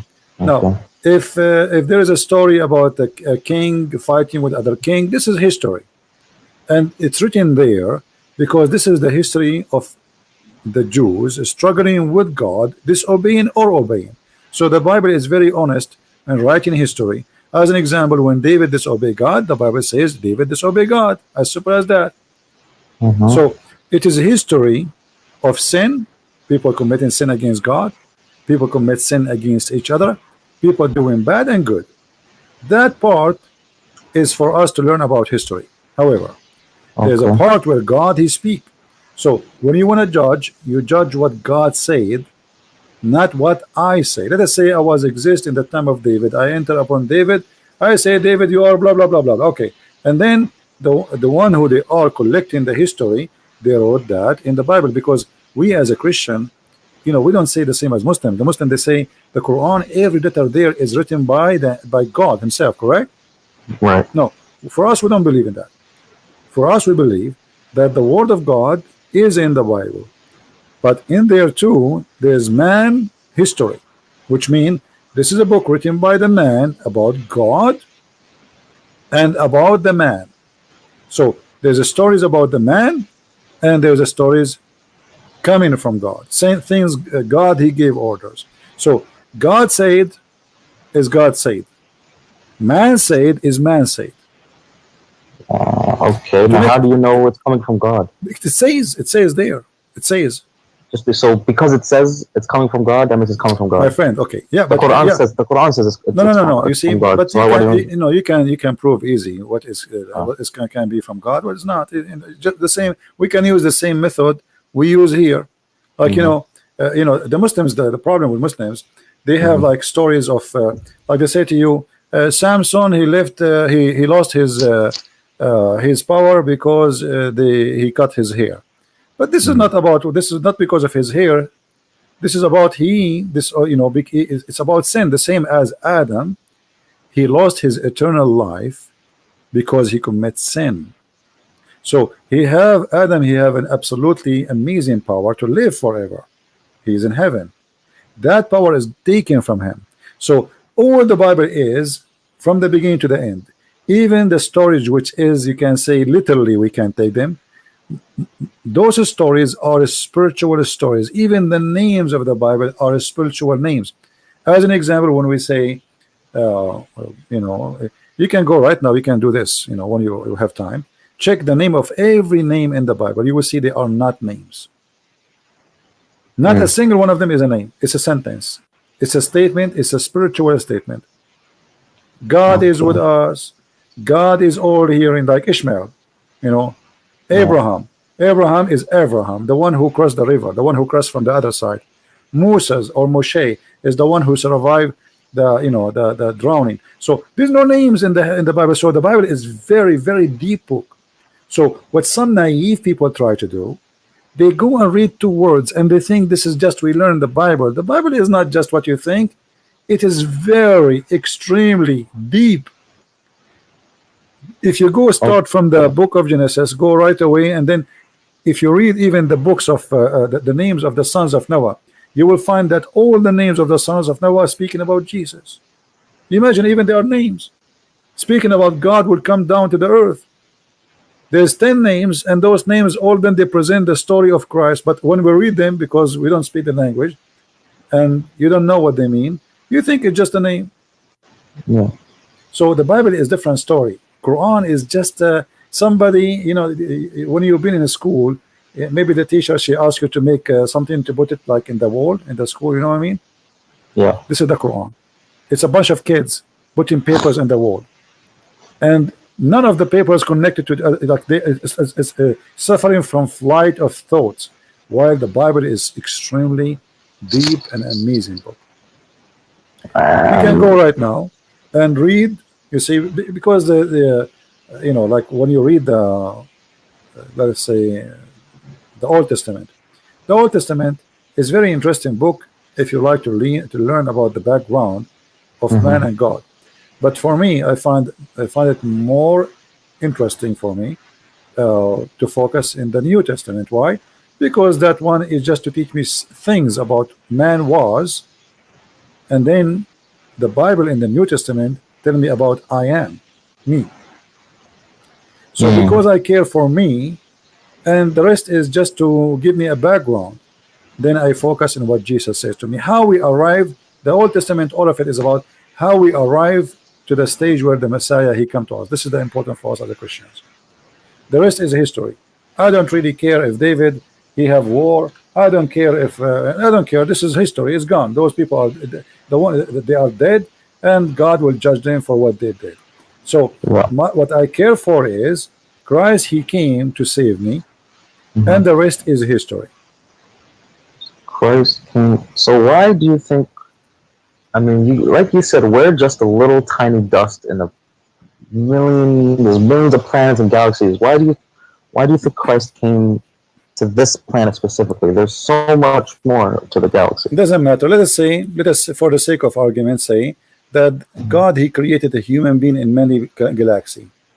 God, we believe God is love. Our God have different character from all other religions. So we believe God is love. This is what the Bible says. God is love, literally. So because God is love, that means he created us because he loves us, not because he want to abuse us. And if you love somebody, aren't you willing to go and save that body? You do. Yeah. So it doesn't matter how small we are, and we are nothing for him, but he is an absolute loving. His love, his nature. This is his nature. You know, it's like saying, why love? You say to somebody, why love is why somebody he go and he like his family is in the house, he jump inside the house, there's a fire, and just to save his child, he would die there because this is love, my friend. Yeah. It's something you cannot explain because it is more than we can explain. God, he created such a thing, for this is coming from him. He is the source of all love. So when a woman, and the other day I saw a video, I don't know if you saw it in the internet, where there is a dog, a female dog. She put her babies in like a hole in, you know, in the ground, and then the ground collapsed. And if you see this dog, you know, they are trying to dig the ground to save the puppies, but the dog, she keep jumping in and she wanna push the you know, she is so crazy she's a dog, but yet she knew she's a mother, you know. You see how amazing it is. So you ask yourself, okay, well, she is doing that, she might die too, but she don't care. She is not thinking. She wanna go and save them. And even the rescue, they are trying to take the puppies from the ground. She is bothering them because she keep jumping. They push her away and she keep jumping. They cannot use tools to take the rocks. So this is amazing love, which is created by God. He put it inside those, we call them mothers, even if they are animals. So love cannot be explained, for it's a miracle of God, and God is a miracle. Okay. I mean, yeah, I have to, because from coming from this, you know, the Islamic point of view, I've always thought almost like Christianity is almost like its own cult. And you see, when you say cult, my friend, when you say cult, what will make a cult a cult? Cult, if the leader, he want to have sex with our wives. If the cult, he want our yes, it's about money. Cult is about money, sex. This is what it is about, you know. So did the Messiah did that? No. Did he ask her for any return? No. Did he ask for money? No. Read the whole Bible. He did not own anything. He had nothing, you know. And remember, the Messiah, even the Quran confirm, he can raise people from death. Is that true? Yeah. I mean, but imagine, my friend Dean, imagine I now today, I can raise people from death. Do you know how much power that can give me in this earth? How many kings will bow down under my feet to bring them back to life? A lot. They will give me all their kingdoms. This is amazing power. So, but yet the Messiah, he had nothing. He never asked for anything. He never asked for money. He never asked for Muhammad. He gave himself a privilege. So this is how you know the cult. The Messiah, he gave himself. He did not ask us. It's the opposite. So how do you know he raised people from the dead? or how do you know? Well, you see, we as a Christian, we witness miracles in our life every day. I know a Which lot of. ones? Give me one example. You can go search right now and see life stories. You can ask people. You want to believe, you don't believe, it's up to you. But God always, He don't leave Himself without witnesses. There's tons of miracles. However, the Bible confirmed that Jesus did tons of miracles. Even Muhammad, who is a liar for me, as I believe, he confirmed that Jesus did miracles nobody can do, including even creating from the mud a bird. Which means even the enemies of Jesus, they could not deny who is Jesus. Even Satan, he could not deny who is Jesus. So the second you believe in Christ, you are a different person. And this is the biggest miracle. I know I met people who used to be terrorists and they became amazing people, peaceful, beautiful people. I know people who they used to be criminals, just because they became a Christian, they became so peaceful, so amazing. So this is a living miracle of a human being, how God, He can change you. But in Islam, the opposite. You convert to Islam, second day you want to join Mujahideen and you want to kill people. Yeah, like a police officer just 2 weeks ago. He converted to Islam. A year ago, a year after, he take a knife, he attacked the police station. Allahu Akbar. I mean, you just convert to Islam. What happened? All his life was a policeman protecting the people. He converted to Islam. He wanted to do the opposite. So, the Bible says, from their fruits you shall know them. So in order to know which one is cult, don't judge Christianity by me. I am no one. Who I am? I'm not Jesus. I'm no one. So if you want to judge Christianity to be cult or not, go and see the fruits of Jesus. Which are in the Bible. Which is in the Bible, no, which is in us. Because you see, if I am a person who follows Jesus, look what Jesus says to me. If I practice what Jesus said, Jesus said, never lie. Either you say yay, yay, or nay, nay, which means you don't even take an oath. So lies is gone. Jesus says, love your enemy, bless those who curse you. Huh? Okay. Imagine, Dean, if all the world practice just one sentence of Jesus. Just this one sentence. Forget about the whole book. Love your enemy. What do you think will happen in this earth? It'll be better. What? There's going to be heaven. Yeah. Right? We will not need weapon. We will not need army. Do you know how much we spend money on in stupid war machines? Most of our, even poor countries, they spend most of their budget in war machines. Their people are dying, but yet they are spending trillions of dollars in buying rusty steel. So a human being, life can change if we follow Jesus. Jesus can change you, my friend. Love your enemy. But the Bible, I mean, he doesn't just say love thy enemy. There's the Bible also condones slavery. God, no, that's not true, my friend. That's not true. You see, this is all is wrong understanding. You see, the Jews, they live by the law, eye for an eye. So, which means the Messiah, he says, don't do evil. Don't do evil. Don't be like them.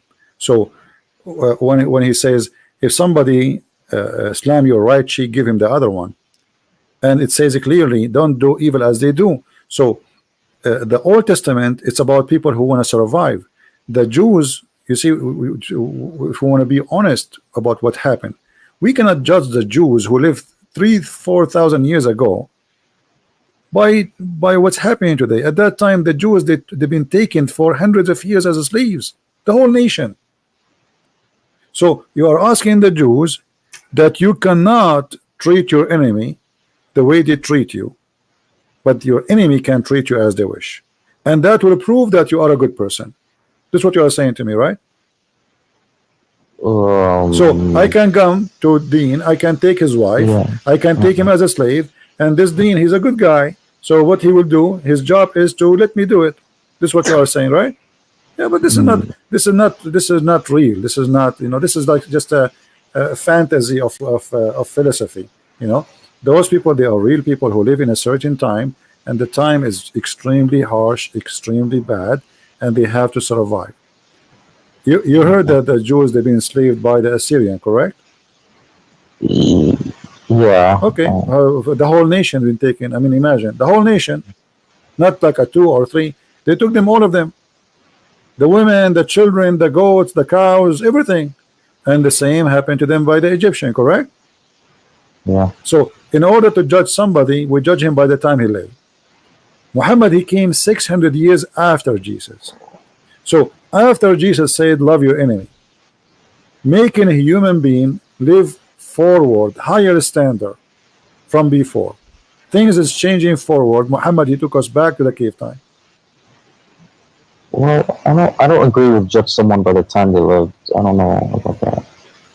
No, we have to agree. Like imagine you say to me, we have a law for cyber crimes, right? Okay, but at that time, what if imagine you make a cyber crime law at that time, people will laugh at you, right? Right. Okay. Yeah, right. So everything have a timing and have a reason. So when like you said to me about the law, like Musa says to his people, do this and do that. But most of those things, if Musa says those things today, people will laugh at him. Right. Yeah. Because what like imagine make a law, you have to go away from the camp when you do your like the call of nature. I mean, we have the bathroom just a few steps away from in our house. So every in order to judge an order, you have to judge it by the time it happened. First, we have to see if it's justice. We have to see if it's evil. We have to see how those people are treated. Those people, they have a very savage life, surrounded by savage, surrounded by people believe in slavery, surrounded by people who don't believe in God, surrounded by people believe in killing and kidnapping and taking your money. This is what they have around them. It's like those movies. If you see those movies, fantasy movies, like they show you crazy people, they have very weird hair and they have trucks and guns and they chase each other and they kidnap them and they put them, make them as slaves. Those fiction movies. This is exactly what was happening at that time. Ugly, very ugly life. You are not sure if tomorrow will come and you are free. This is the situation. Your neighbor tribe can attack you and take you as a slave, and that's it. You lost your freedom. So slavery. So the slavery was okay back then. It's okay. This is what people. This is the evil of the people. They are doing to each other. So let me show you something from the Quran. You see, Muhammad, because he associated himself with the Jews a lot. So Muhammad, he understood the law of Moses very wrong. Look what he says in the Quran. Look with me in the screen. Muhammad here is trying to be a Jew, but he tried, but he got himself busted. Oh, who you believe, retaliation is prescribed for you in the matter of a murder. So this is a matter of what? Murder. Yeah. Okay. The free man for the free man. Yeah. And the slave for the slave. And the female for the female. But this is not what eye for an eye is. Eye for an eye. If you kill my wife, I don't go and kill your wife. I kill the one who killed my wife. This is eye for an eye. You know what I mean? Yeah. If you kill my slave, I don't go and kill your slave. Because the slave did not do anything. Why I want to kill him? The free man for the free man, and the slave for the slave, and the female for the female.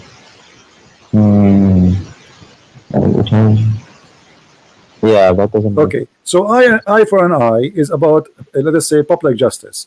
You attack me, you take us, you enslave us. I'm going to attack you, and I will do to you what you did to me. All right. Muhammad, he took the law of Moses, but he practiced it in a very funny, stupid way. Because free man for the free man, that's mean that if a free man kill a free man, the free man will be killed. If a free man kill a slave would be killed. Slave for the slave. So a slave he die, a slave will be killed. If you go and read the interpretation, you will see clearly it says if a free man kill a slave, a free man will not be killed. And then he says female for the female, but this is stupid. What do you mean female? You should say the one who killed the female should be killed. Yeah. So later Muhammad, when he did this law, people, they start laughing at him. He abrogated this verse. If you ask Muslim, they will say to you, this is abrogated. Okay, why did Allah find himself funny and stupid? Yes, he found himself stupid and people laugh at him. Otherwise, he will keep it. Ask Yeah. yourself, I am a prophet. I make a verse. Why after 2 weeks or 3 weeks I will abrogate it? Doesn't make sense. It's not like, if this is a verse was given by Moses and Muhammad came 1,000 years after, I understand there's a huge different timing, as we said, because there's a law match with the timing. But this is the same prophet. After a few weeks he changed his mind because people, they start laughing at him, for this is not a justice. Yeah. So if you want to understand what people they practice during their lifetime, you have to put yourself in their shoes. Muhammad, he did nothing and he have no God. This guy, he is a stealing law of somebody, and because he didn't understand their law, his law became funny. This is not what Musa said. Yeah. You know what I mean? So okay. Yeah. So when you see in the Old Testament war, well, those people, everybody his hand on them, everybody want to kill them, everybody want to fight them. So they are living in the time where everybody attacking everybody want to take them slaves. So either you die or they die. As simple as that. This is the balance. Yeah. The Roman and the Persian before Christianity, they were killing each other for how many years? More than 300 years, non-stop. Yeah. Okay, what is the reason?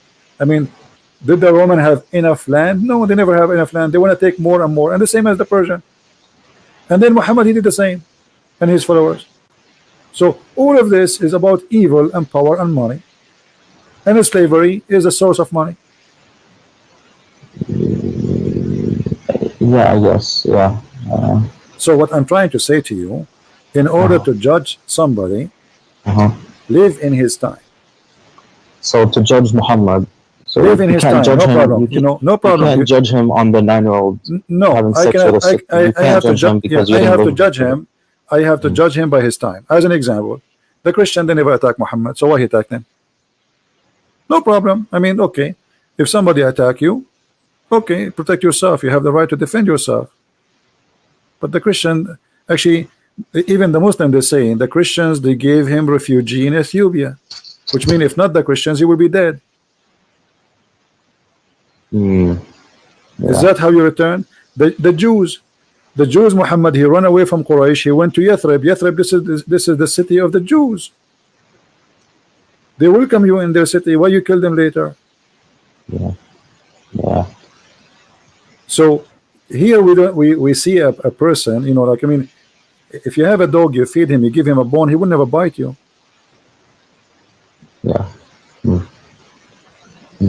So if you want to compare, if you want to see, okay, well, at that time life is evil, life is ugly, life is disgusting, but Muhammad, he was just following the same life. He did not make it better, he made it more ugly. Actually, he made it legally in the name of God. Yeah, that's true. Yeah. Like when he says go and attack the Christians and the Jews and force them to pay jizya. Okay, what is the purpose of this? Do you know what was the purpose? So they don't die. No, I mean, why he did decide to attack the Christians? What happened? Oh, he just I don't know. He just wanted to be a warlord, so he wanted to. No, actually, there's more than this. You see, we have to go. This is why I advise you, Dean, when you read anything, to go deeper than what its appearance, and try to get the story. You see, if you go to the verse before it, chapter 9, verse 28, it says, "Oh, who you believe, the idolaters only are unclean, najis, filthy. You know what najis mean, right? So let them not to come near the holy city." Okay. And so now there's no business, because nobody can enter Mecca and people will die. Where is the business? Look what we said. Look at this. So if you fear poverty from losing of their merchandise, this is the translation of the Muslims, Allah shall preserve you of his bounty. How? The verse after it, fight against the Christian and the Jews and force them to pay jizya. Do you see it? Yes. So it was a clear theft. It was. He made an order, and now he cannot take it back. He said that those are clean, don't let them come here. People, they start complaining, how we will live? Who's going to go and visit the Kaaba and spend money here? The Kaaba is a big business. It's a pagan business. So Yeah, Muhammad, you have to come with a solution. Attack the Christians, force them to pay jizya. And look here at the hypocrite Muhammad. Christians, they worship Jesus as God, correct? Okay. Muhammad is willing to let you worship Jesus if you pay him money. I mean, isn't it obvious? You see, the Jews, they fought people who don't believe. Right? They fought with people who don't believe. So they did not say to them, if you pay us, it's okay for us. This guy, you can bribe his God. Just give him money. Okay, worship whatever you want. You want to worship Jesus? Worship Jesus. You want to worship Obama? Worship Obama. You want to make a Trump as God? No problem. Give us money. This is what Muhammad is saying. Maybe he's just tolerant. He's being nice. No, this is about money, right, my friend. It's in front of you. If you fear poverty, Allah will give you a solution. Don't worry. What's the solution? Attack the Christians. Attack the Christians until they pay you, not until they convert to Islam.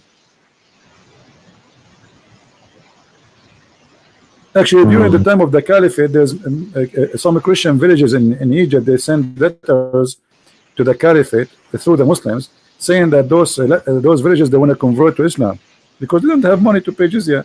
The Caliphate refused. He said, if we make everybody convert, who is going to pay us? Yeah. You know? Yeah.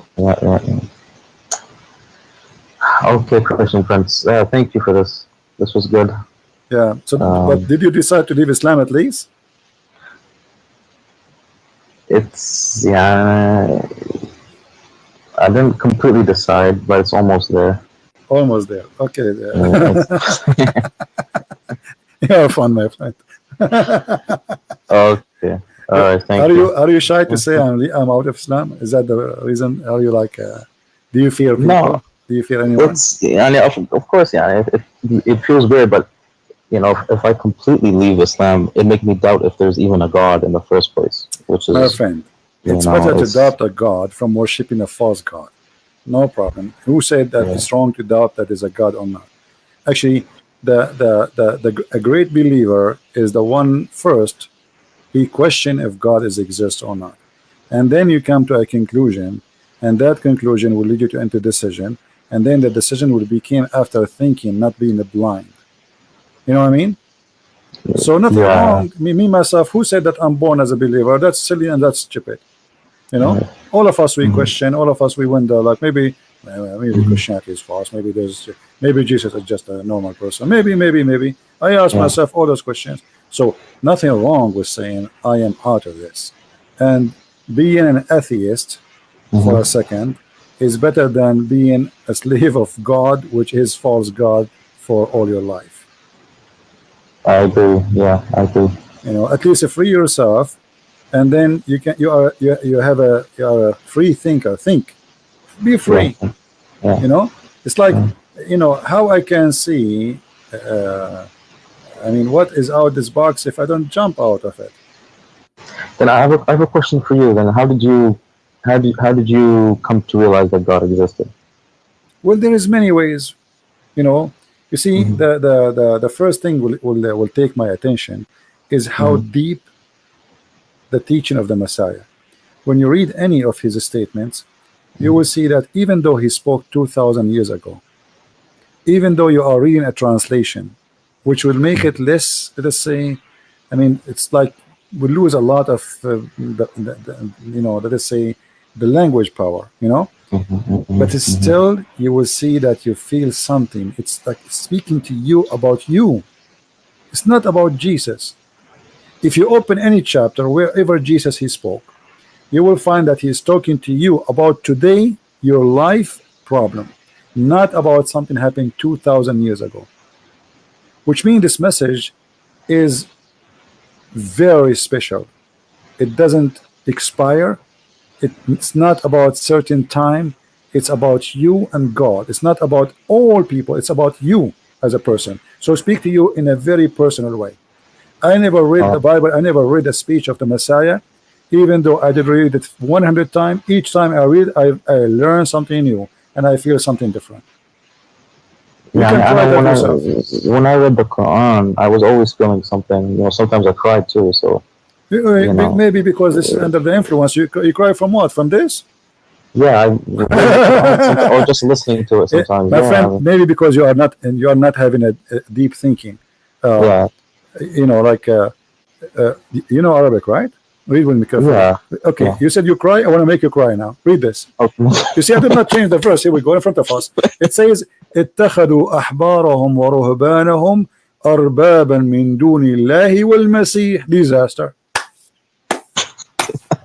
Here we go. I told you you will laugh. Here we go. What kind of religion this religion is? This is Arabic? How you say they took their monks and rabbi as gods instead of Allah and the Messiah? Yeah, And then the Muslims, in order to fix it, they say, no, no, no. Here, Al-Masih go back to the Wa'id go back to Ahbarahum wa Ruhbanahum. I never heard of such a thing. It says it clearly, they took their rabbi and their monks as God instead of Allah and the Messiah. Anyone who speaks Arabic, he will notice the Quran saying that you should take Allah and the Messiah as God. But in the translation is different.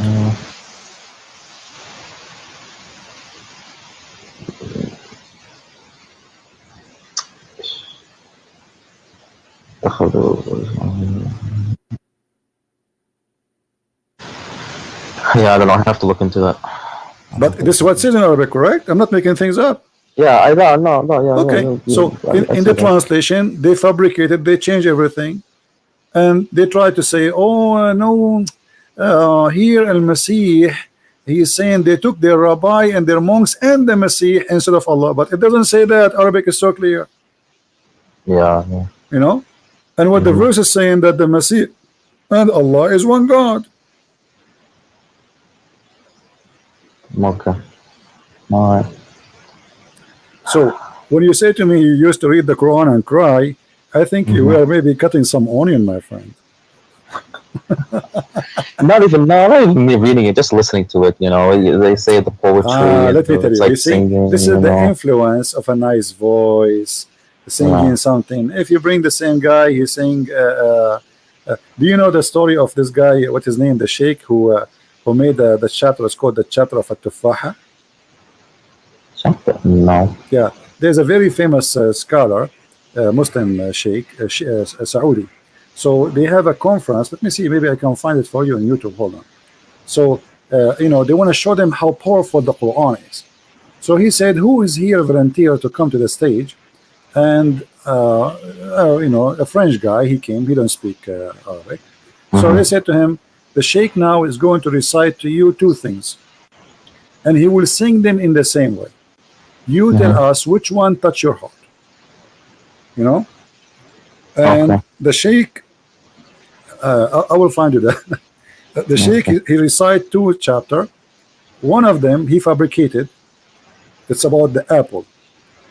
All right, and the other one is the Quran. And then he asked him, which one touch your heart more?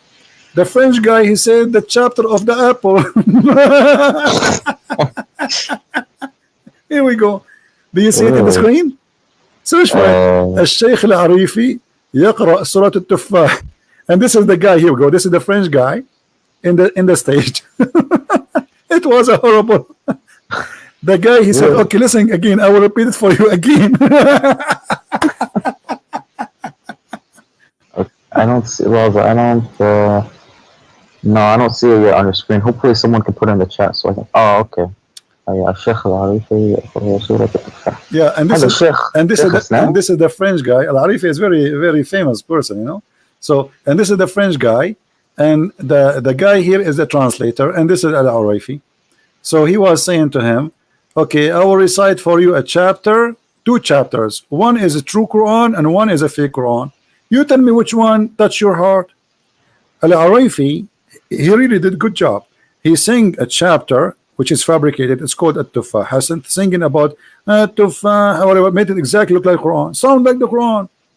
So the guy, that's haram. You can't Well, he want to show them, my friend. He want to show them how he will make him cry. Even the guy he do not know which one is Quran. The Quran will touch your heart right away. The guy he chose the apple chapter. And this is very embarrassing and very stupid of them. You know, in the beginning I thought maybe they get this guy, maybe like, you know, he's one of them. You know what I mean? Like, okay, he will go on the stage and he will say, I chose this one. But looked like it was honest. Honest try, but it was honest, and this is why they will never do it again. Here we go. This is the link. I will post it here. I wish I can play it because people will die laughing from the singing. And the guy, if you hear his singing, he make it look like Quran, really. You know, I mean, the guy, he really did a very good job. So anyone who don't understand the Quran, if you sing anything sound like Quran, and this guy, because he's a sheikh, he knew exactly how to make any sentence sound like the Quran by singing it. You know what? I'm going to give you the link so you can watch it and you can love it.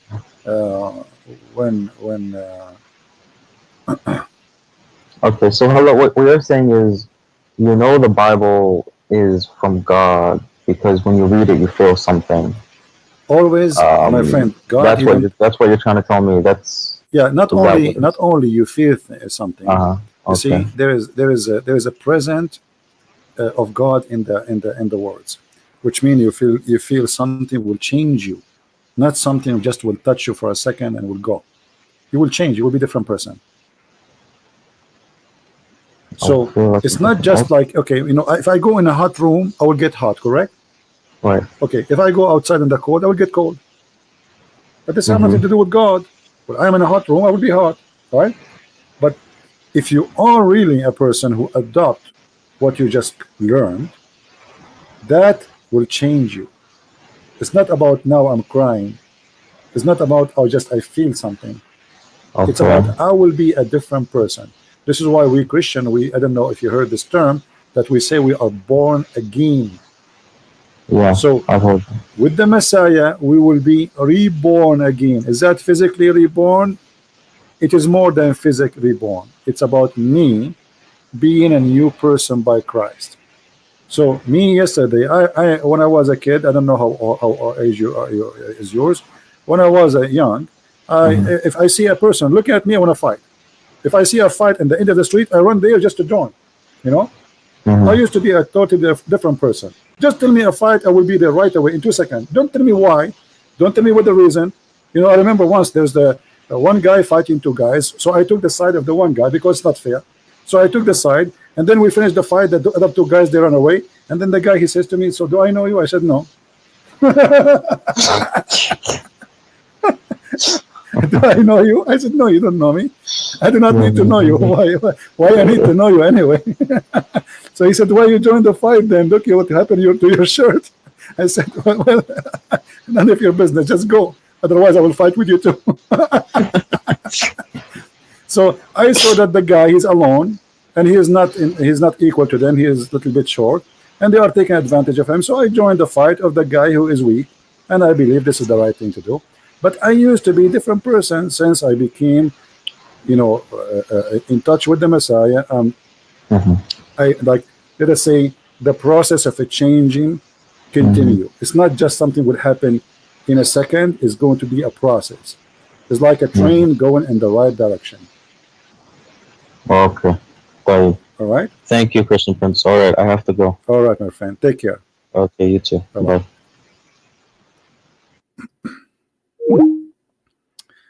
All right. Well, I can tell that he decided to leave Islam already, but he is shy to say. Right?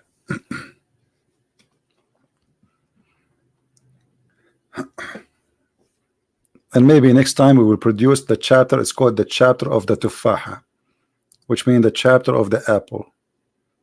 This is the link, by the way. If somebody can translate to many languages, that would be funny.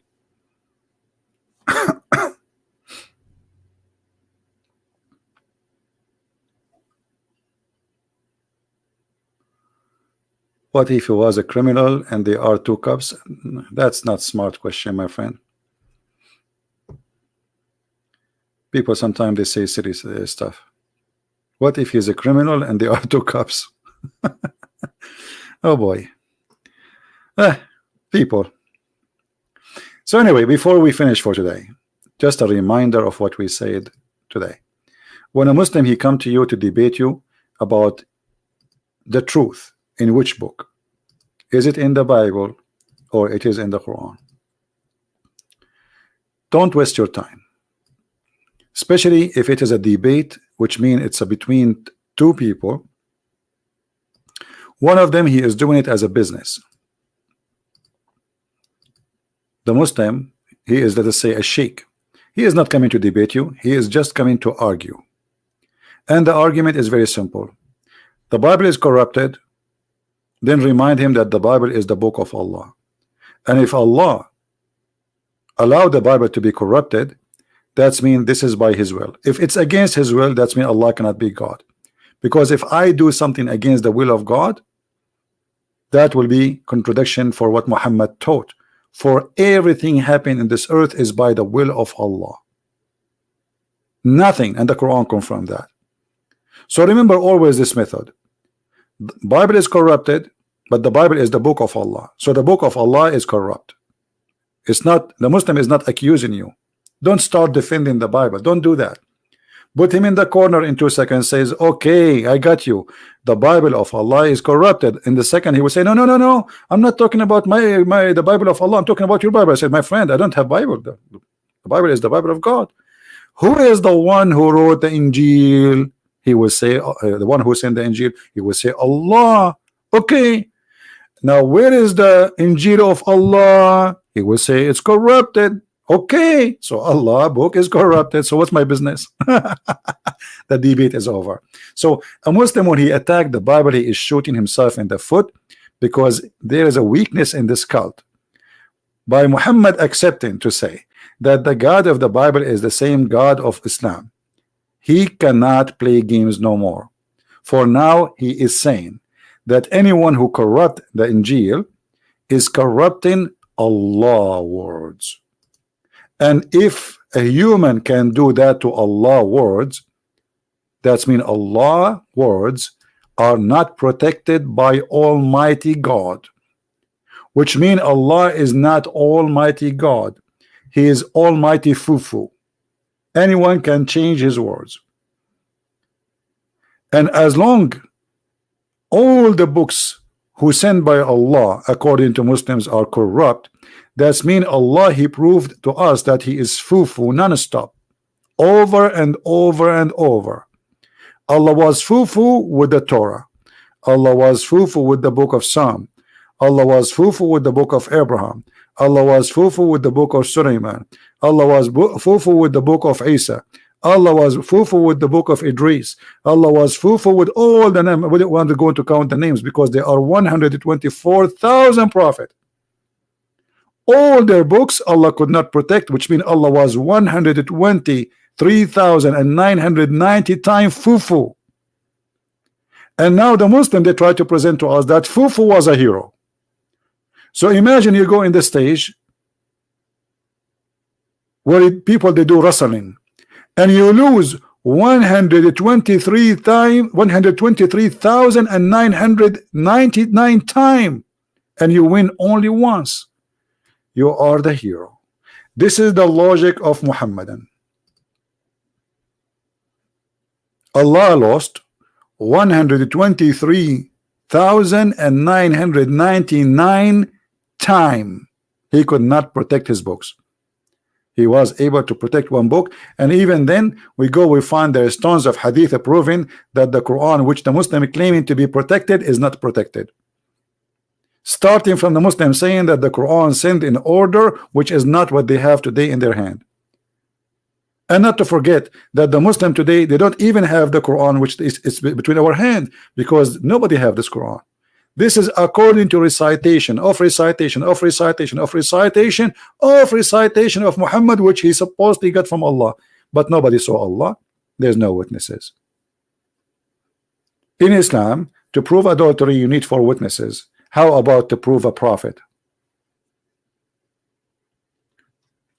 In Islam, you have to have 4 witnesses, and they have to see the private part of the man going inside the private part of the woman, which means if a man is naked and she is naked and they are on the top of each other, that is not adultery in Islam.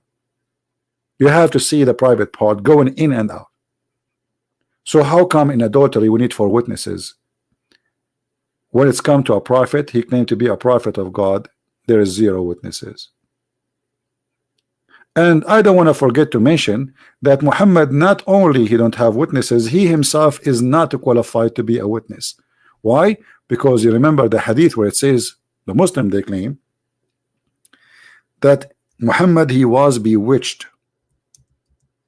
Bewitched mean he was under the control of the devil, and he began to imagine that he had done a thing, but in fact he did not. So how we can trust Muhammad that he saw anything? This guy is obviously, if we accept that he was bewitched, that is horrible. If we accept he have a mental illness, that is still a big problem, because then how we can trust that he saw anything?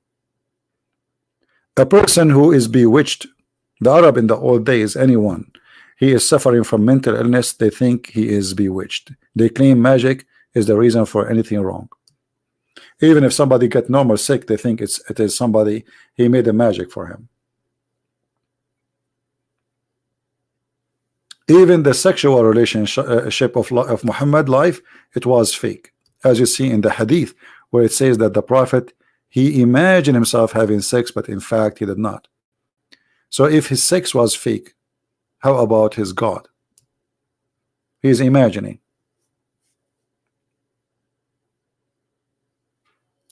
If you take this guy to the court and you say, I have a guy, he's a witness in the crime, his name is Muhammad, and then the judge or the other lawyer, he says, sir, you cannot accept this witness. The judge will say, why?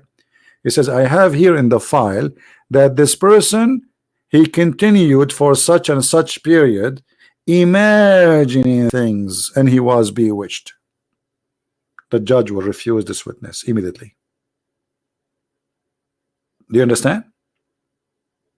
And imagine this is all in Islamic source, which is authentic. So if the authentic source, which is filtered and made in purpose to make Muhammad look like a prophet, those books are designed to say Muhammad is a prophet, not to say the opposite. If the book which is made to make Muhammad a prophet saying this, so what about the books who is saying or made to say Muhammad is not a prophet? What they will say? So Muhammad is not qualified to be a prophet, and the proof all over you. Stupid stories in the Quran, stupid fiction stories, superstition, flying carpet, ants, genies, whatever, crazy stuff. Sunset in murky water. The sperm is coming from the backbone of the man. The women have a sperm coming from her ribs. Crazy stuff. So how we can believe Muhammad is a prophet? Anyway, I'm happy that Mr. Dean, he called us, and I can tell he is out of Islam, even though he did not say so yet. And I welcome him again to call me anytime. If somebody told him anything I said to him is not true, please feel free to call me, and you will see that we will never share with a Muslim something is not true, because always you can call me back and you can get me busted, and that will be very embarrassing. Everything I say, you see, like we have this video. I encourage our friend Dean, who called me, download the video and check everything we say to you one by one. Check the tafsir, check the interpretation, check Ibn Kathir, check Al-Qurtubi, check Al-Jalalain, and read by yourself and come back to me, my friend, and you will see we are not lying to you.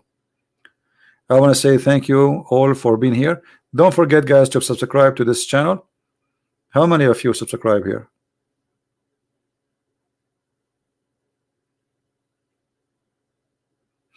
Don't forget to subscribe. So guys, remember, when a Muslim he speak against the Bible, tell him, okay, I got it, the Bible of Allah is corrupted. Right away you will see how the color of his face change. Just use your logic. Think about it. What this guy is trying to say to me. This guy, he believed that Allah is the one who sent the Bible, and now he's saying to me the Bible is corrupted. So he's saying to me, without knowing, that he is saying that the book of his God is corrupted. So what's my business? It's like somebody getting a gun and shooting himself in the foot, literally. He's accusing his God not to be God. So what's my business? The book always belongs to the author, not to the follower. If you buy my book from Amazon, that will not make it your book. This is my book. Do you understand? So if Allah is the one who sent the Injil and he is the one who sent the Torah, that means he is the one responsible for those books. A human being cannot be responsible for preserving anything, because even the Quran says so. The Quran says, Inna alayna jam'uhu wa qur'anahu. It is on us to recite and to collect, but Allah never recite and never collect, because Muhammad, even the Muslim agree that the one who recited the Quran to Muhammad was Jibreel. What is this verse? Okay, jam'uhu wa qur'anahu.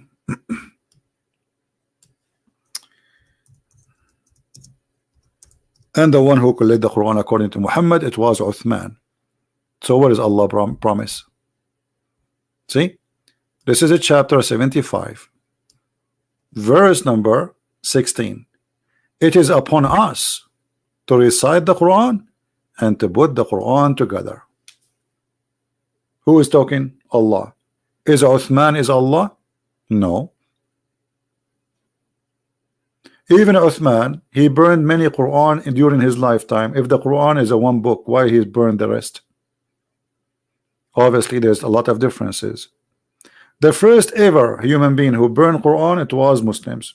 The Caliphate exactly. And the Quran say clearly, the only one will collect the Quran is Allah. Look what Muhammad is saying. Allah, he did collect the Quran through mankind. But this is what the verse saying. If the verse want to say, I will collect it by you, then he will say that. He says, Inna alayna, it's on us. And by the way, what do you mean by human being? Even your story says that the Sahaba, they die and a lot of Quran is missing. Aisha, she says Al-Ahzab used to be equal to Al-Baqarah, which means more than 200 verses are missing in one chapter. Where is it? What do you mean? Where preserved? Can you recite for me the chapter of a breastfeeding? Here we go, I'm listening. Can you type it for us? Type for me the chapter of breastfeeding for adult. Type it, as long as it's preserved.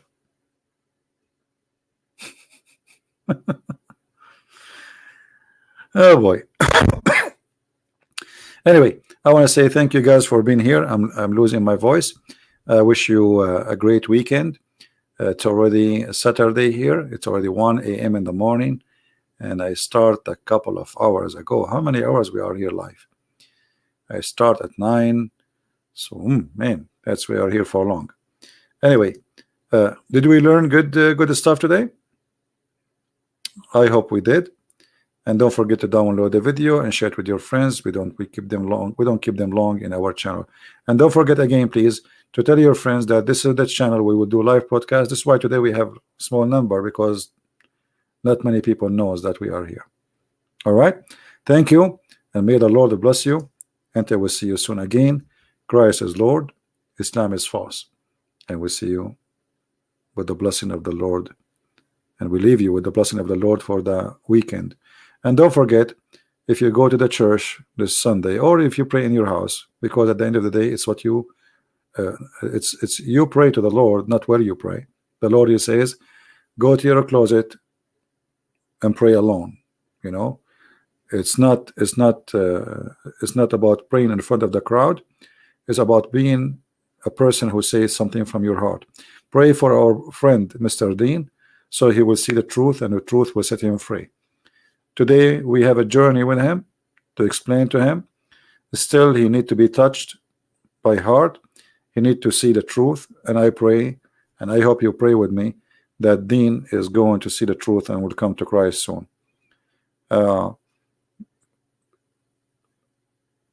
know, each time a Muslim he leave Islam, he don't just leave Islam.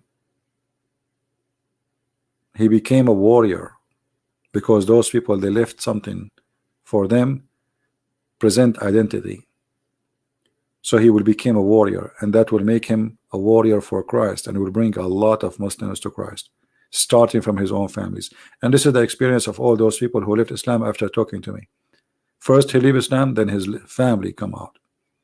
You start with 1, you end with 5, and the 5 became 10, and the 10 became 20, and the 20 became 50, etc. Because then they will become warriors for Christ in peace, in love, not by doing jihad and killing. So we pray for our friend to see the truth, and the truth will set him free.